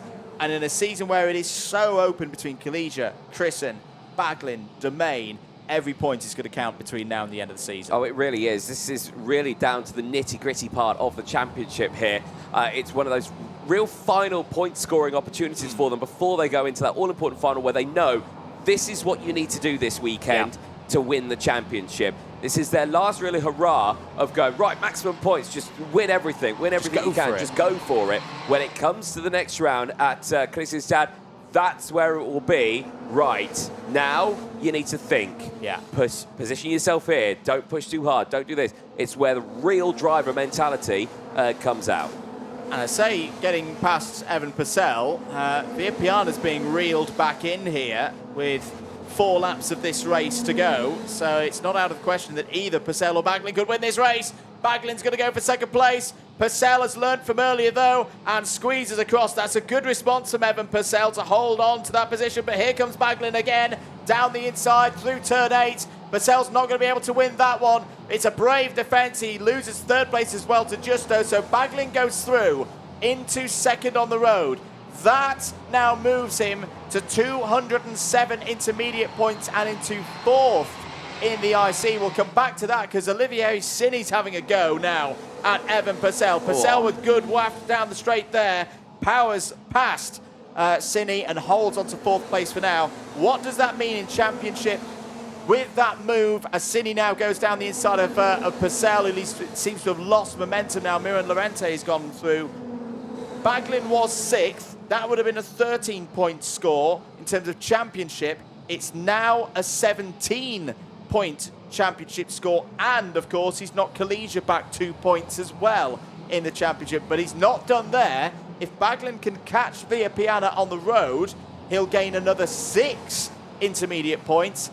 That will take him past Michael McGoy and give him another 2 championship points. So this is key now for Baglin, that he keeps pressing on. Yep, certainly so. And he's running out of time, really, to do some much damage there. 7/10 of a second is the gap.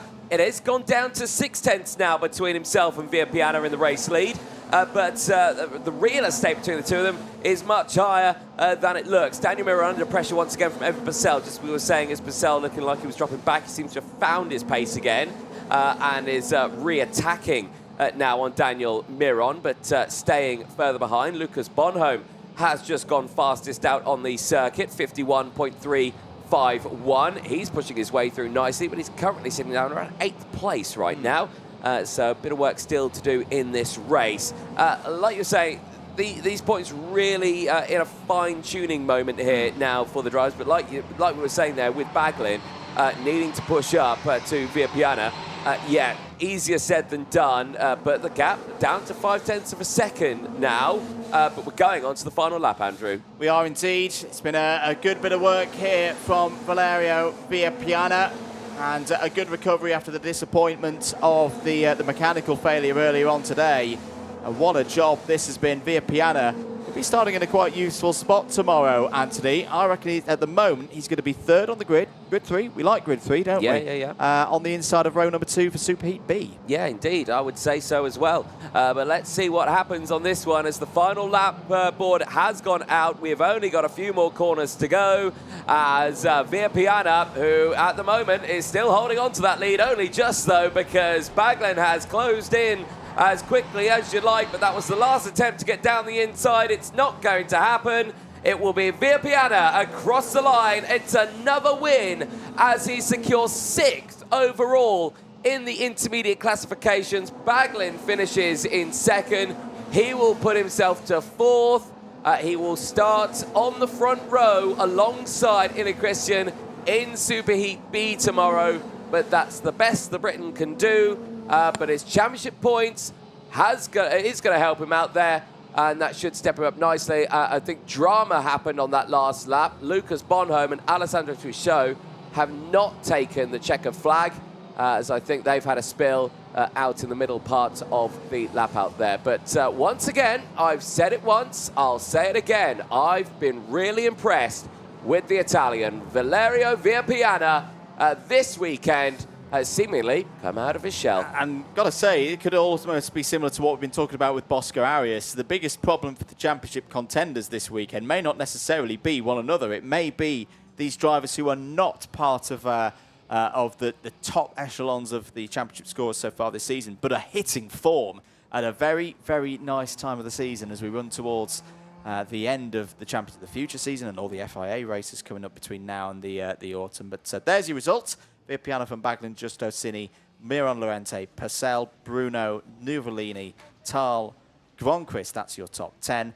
Maxim Bobrashov in 11th, ahead of Jesse Phillips, Mark Pilipenko, Nathan Kappen 14th. I should note as well that, as expected, both Nathan Kappen in the number 45 and the 95 of Alex Malota now under investigation for potentially cutting the circuit at this stage. Wen Yubo, good drive there from the Chinese driver for Ward Racing, up 14 spots to P15. Let's have a look at some of the highlights.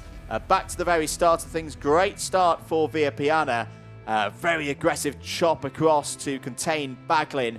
That gave Baglin something to think about, and there was a little nudge, actually came from further back in his own column.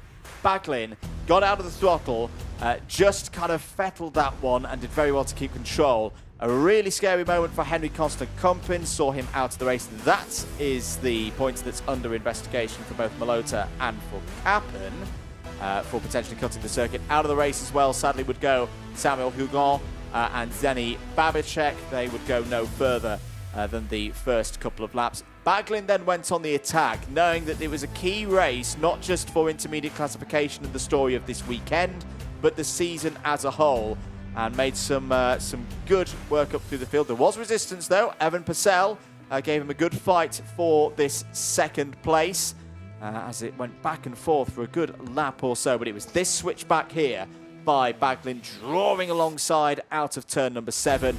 That gave Purcell nowhere to go. Good reading of the road by Giacomo Giusto as well. That was the key overtake from the Italian on his way to 3rd place.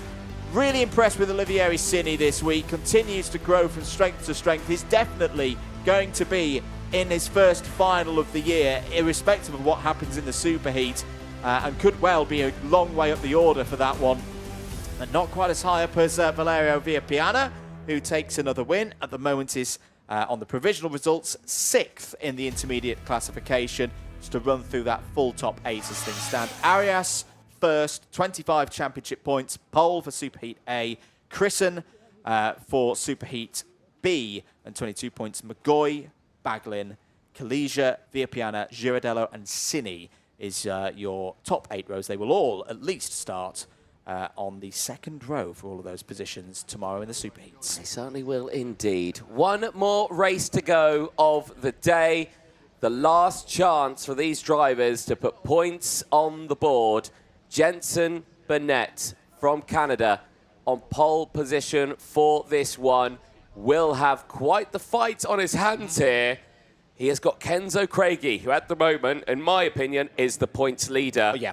Because he has not lost a single race. He is not leading the points right now, of course, because he's only got 200, but he needs at least 5th in this race to keep that outright pole and the 25 championship points. Yeah, it does indeed. So it's 35 points, the deficit that will be Craigie's deficit at the moment. So yeah, 5th place, 36 points, that will do the job. But that's not the Kenzo Craigie way. No, we've already seen one driver go 5 from 5 today. Kenzo Craigie will want to do that as well. And also just keep his buffer as well, because you never know what could happen in a superheat tomorrow. And as I say, it's a greater distribution of intermediate points for a superheat tomorrow. We've been talking about a 6-point difference between winning one of these qualifying heats and finishing second. That gap for the superheat tomorrow is 10. So, you know, keeping that score ticking along would really, really help Kenzo Craigie out, who again is one of our championship contenders, sitting third in the championship points heading into this weekend. Could well, with a good result here, move past Jacopo Martinez into second overnight. Yeah, certainly so. But at the moment, it is Tom Pradier who leads the way in the points. Kamyab second with 226, joint with Yindra Peschel. Ramaker's fourth. Kenzo Craigie, they're on track. 200 points to his name. Fifth, a win here puts him on 250. Like we've already mentioned, needs at least a P5 to secure that one. Engines fire up. They make their way out into the track. Let's go over who's starting where, and then after that, we'll go over who's got fresh boots on. It's Jensen Burnett and Kenzo Craigie on row number 1. Lev Krutilov and Noah Wolf on row number 2. Alexander Chartier all on his own on row number 3 with Oliver Rasmussen and Daniel Kelleher on row 4. Boris Lysen and Jon Pokala go from row 5. We did see her out on track earlier on. I think the injuries from yesterday have caught up with her now. Chiara Bettig not on track for this last race of the day. Paul Andriotis all on his own on row number 6. Filippo Sala and Sonia B will round out the first half of the field on row 7. Row number 8, Zhang Jose and Sky Parker, Ella Hakkinen and Austin Gale go from row 9. Francois Cadal and Oscar Gallen have good chances to move up the order from row number 10. On 11, Clovis Nugared and Elliot Kaczynski. Roland Kuklein and Maria Neto start on row 12. It's Stylianos Kolovas and Peter Stiller on the penultimate row of the grid, row 13. Completing row 14, 28 down to 26 drivers now with the withdrawal of Francis and Batig. It could be Carl Lutard and Leif Bomina completing the field here in this one. So, 5th place we've established. That's what Kenzo Craigie needs. Elsewhere in this category, he's the only major championship contender in this one. Yeah, because Turney's done. Costoya is done as well, and Martinez we've seen finish his 5 heats here today. So yeah, it could very much be Kenzo Craigie's day in terms of the championship if he can get this one over the line. 5 points was his deficit to Jacopo Martinez in the championship at the start of the weekend. And well, we know that Martinez is not going to be anywhere near the top 5, the top 8 for the intermediate scores. So yeah, that 5-point advantage has already turned over in the favour of Kenzo Craigie, but he's going to want more. He wants that pole position for Superheat A. He wants that clean sweep. Certainly does. Can he get it? We're about to find out. Into the tram lines. I don't think they're going. They are going. It is lights out. We are racing. Down in towards turn number 1. It's a solid start from Burnett, but Craigie is off the road. The chance of a 5 out of 5 is not going to go his way, and his chance of pole position and the 25 championship points blinked in an eye. They vanished. Well, he's going to have a charge back through the field here. That's been a very interesting start. We'd love to have a look at that one again. Lev Krutilov going wheel to wheel with the KR there. Alexander Chartier has had a good start. Look at Jensen Burnett. Jensen Burnett's gone. Jensen Burnett has disappeared on the road as Noah Wolf's going to go down the inside. Sorry, it's not Chartier, it's Danny Kelleher there, who's having the fight with Noah Wolf. This is all over 3rd place, and that's going to open the door for the 321 to step through. Great driving there from Jon Pokala for the CL, the Charles Leclerc Racing Team. Back comes Noah Wolf. Wolf's going to throw it down the inside. What a frenetic first lap here at Rødby. It certainly was. So Burnett leads the way from Krutilov. Now it's Wolf from Pokala off the track, unfortunately, and out of the race is the CRG. That's Clovis Nugared.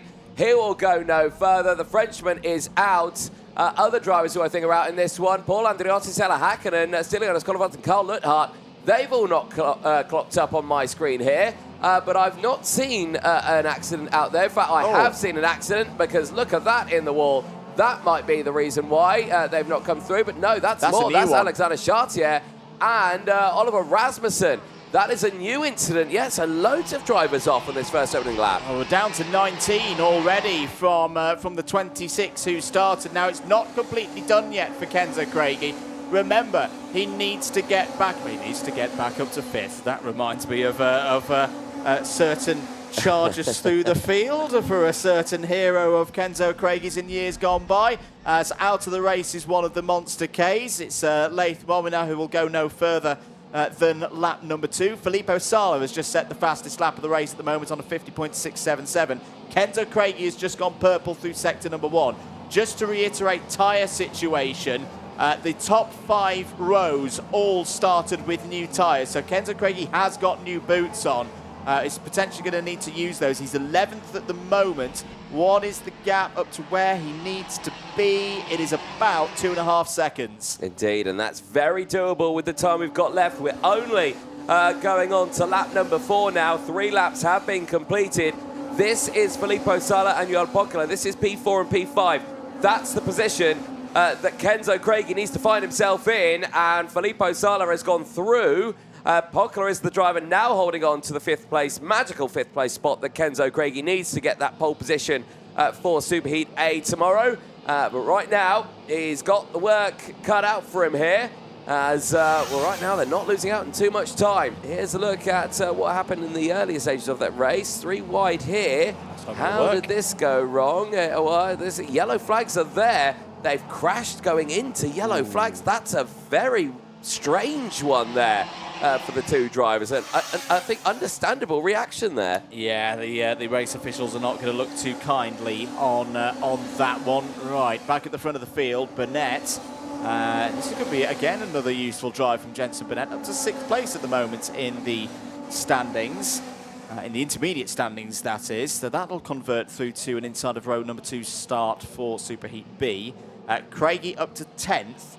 So he's already back up to 2nd place in the intermediate classification at 228 points now as he's back up to 9th. So he's making progress here. The trouble he's going to have, Anthony, is the higher up the order he gets, the more and more and more he's going to meet fellow fresh tyre users in this race. It's going to be increasingly difficult to overtake. Having said that, he has just got another one. He's just got past Sunny Bay for 8th. Next up, Boris Lyson, but hang on a minute. Boris Lyson's just gone purple through Sector 1 and Sector 2. Oh, and is setting a 49.970. This could be very helpful for Craigie, because Lyson would potentially pull him back towards Kelleher and Pokela, but he's not going to be easy to overtake. No, he's not, and the fact that now he's getting higher up in this order, the gaps have started to open up a little bit more as well now. Lyson is a full second further away up the road than him, and just gone purple. Daniel Kelleher is another 2 seconds further up the road or so from Boris Lyson, and remember, he needs to get all the way to Johan Pokela, and Pokela is another 4 seconds or so away from him to get into that position. He's been battling away, has Kenzo Craigie in that previous group further behind. I don't think he's going to have the time now. Is that a yellow flag at turn number 1? It is. Yep. So there is a driver off there. And I think that might be Oscar Gallen. Yeah, the Fusion Motorsport driver out of the race. Down to 17 drivers remaining in this race. And for those out there who've started from the back of the field, this could be a bit of a reprieve for them of trying to make it through to that top 72.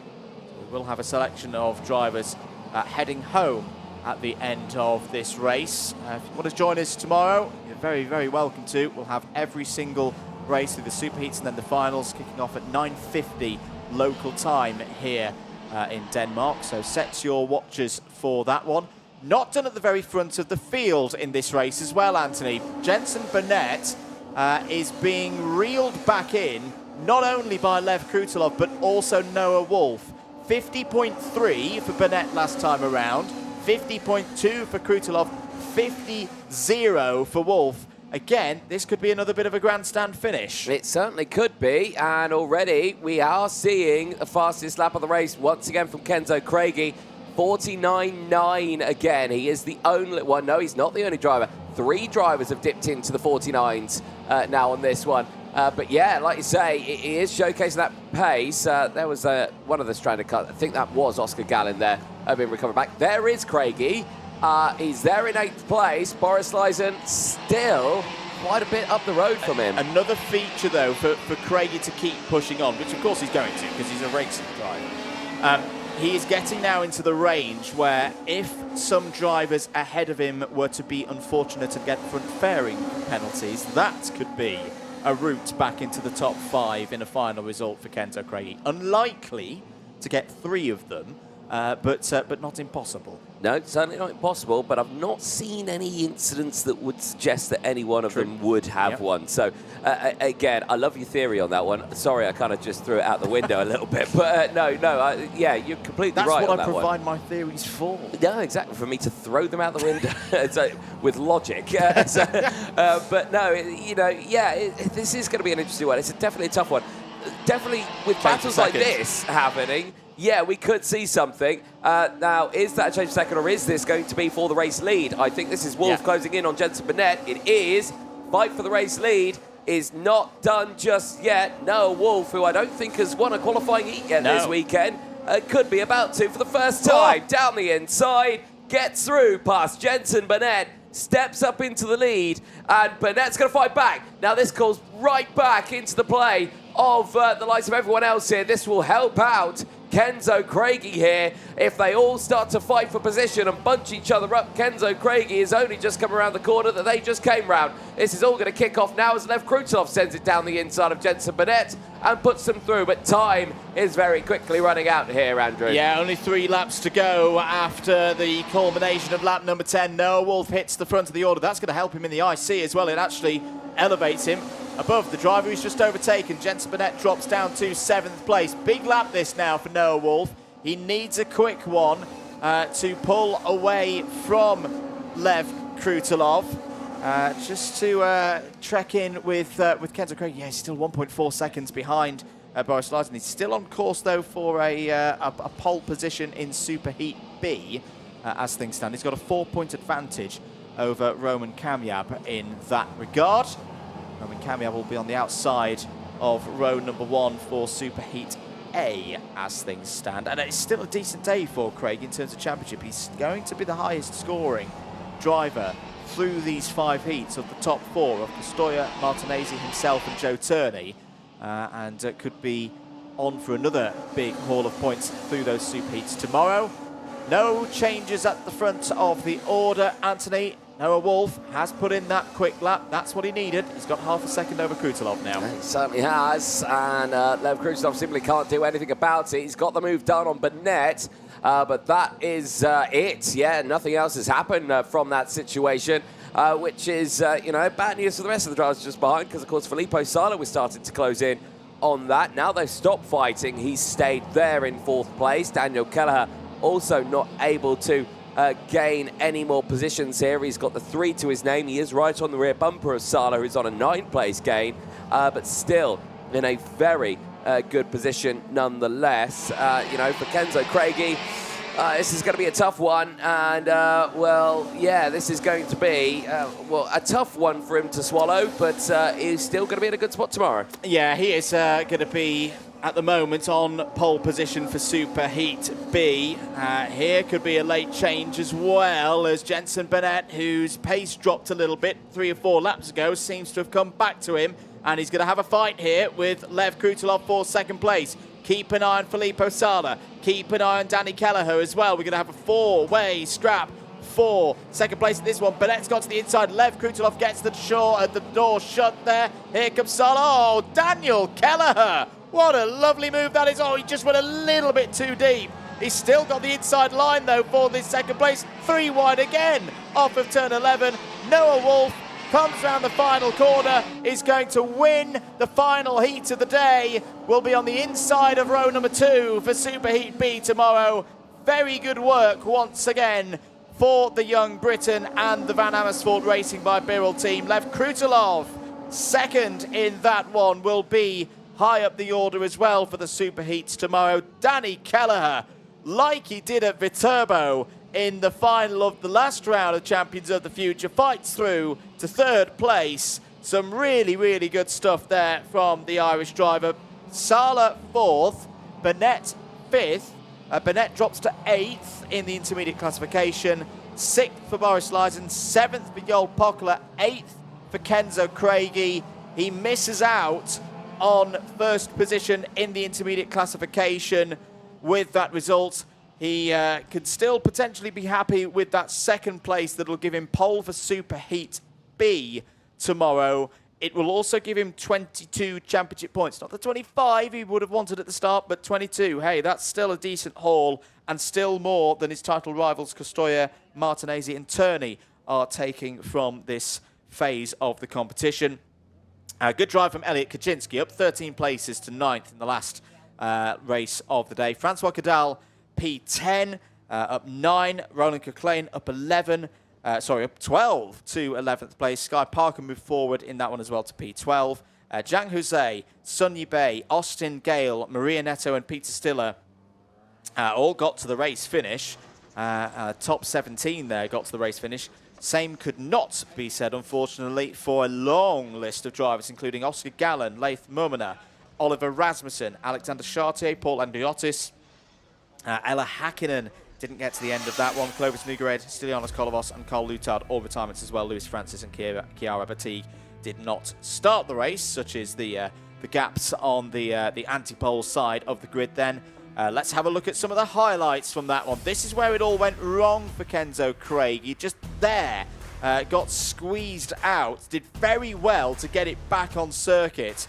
We've already seen in one race this afternoon drivers go a long way off when they've had an incident through turn 1. This was a good scrap. Danny Kelleher up against Lev Krutilov in the early stages. Noah Wolf came through past the Irishman and up into 3rd place. This was how the race ended for Paul Andriotis, just clambering out of the energy course there. Stylianos Kolovos and Carl Lutard all involved in that one. That also included Ella Hakkinen. That was all on the first lap of the race. Burnett had a good lead. Forget how big a lead Burnett had in the early stages of this one. This was a tight moment that resulted in the exit to driver's right for both Rasmussen and for Chartier. A bit of a strange accident that ended both of their days early. Felipe Sala was in a good mood as well, up 9 places across the course of that race. This was the move, the initial move for the race lead by Noah Wolf. Jensen Burnett would fight back though, not happy to see his lead be taken away from him. This then triggered a sequence of some brilliant corners between these three, because Lev Krutilov would join in the fun. Lev Krutilov down the inside of Jensen Burnett for 2nd place through turn number 9. Noah Wolf then hit a really, really big lap, got his lead up to half a second. That meant he cleared off the front. That was the move from Kelleher down the inside of both Forzas to, in the end, get 3rd place. Noah Wolf took the race win and could be a big factor tomorrow, I feel. 6th in the intermediate classification. He'll be on the inside of row number 2 for Superheat B and is in really, really good form. Never giving in. We saw it last week in KZ2 at Mulsanne when he came back to P4. That's all for tomorrow, of course, though. Let's, for one last time today, head down to Parc Fermé and over to Anthony Jordan. Thank you very much, Andrew. Yes, with our man who won't be now starting on pole position for Superheat 1, but will be for Superheat B. Kenzo, tough race for you there. What happened at the start initially? What can you tell us? Yeah, I was just obviously started on the outside compared to the inside from all my other heats.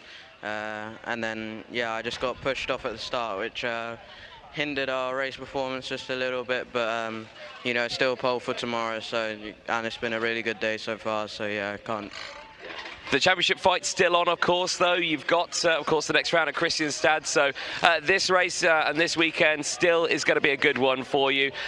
Tell us, at the end of that race, we were watching your pace really quick again. You were fighting through the field. You got into the 49-second lap times. Really quick pace in what you were doing in qualifying. So, again, the pace was still there, just not the place. But tell us, are you still ready for tomorrow? The challenge is still on. Yeah, definitely. You know, the pace was really quick. I think I did a lap which was quicker than my quali lap. So yeah, really good. Looking forward to tomorrow with this pace that we have. So yeah. Well, fingers crossed for you. And like you say, tomorrow is a brand new day, and we'll see you out there. Congratulations. Thank you. Excellent stuff there for Kenzo Craigie and the rest of the field. Well, that's it. Heats are all done for today, but tomorrow's going to be another busy day. Andrew, what can we expect? we can expect plenty of action, plenty of excitement. It all kicks off with the Super Heats at 9:50 in the morning. Local time is when we are on track for Super Heat 1 in the junior category. 10:10 for the Super Heat number 1 in the seniors, 10:30 and 10:50 respectively for Super Heat 2 in both the OKJ and OK category. And then, of course, the finals. 1 o'clock local time here in Denmark for the OK Junior final. 1:40 for the senior category, the OK final, to bring us to the end of round 4 for this year's Champions of the Future 2025 Euro Series, on what's going to be a big day for many drivers looking to build momentum into the latter stages into the autumn of the European and international karting season, and of course our championship contenders wanting to set themselves up as well as they can for round 5 at Kristianstad later on in the year. Thank you very much for joining us here at Rødby Karting Ring for our Heats Day Friday. My name's been Andrew Mather, he's been Anthony Jordan. Thank you very much for joining us. We hope to see you again tomorrow for finals day here for Champions of the Future at Rødby.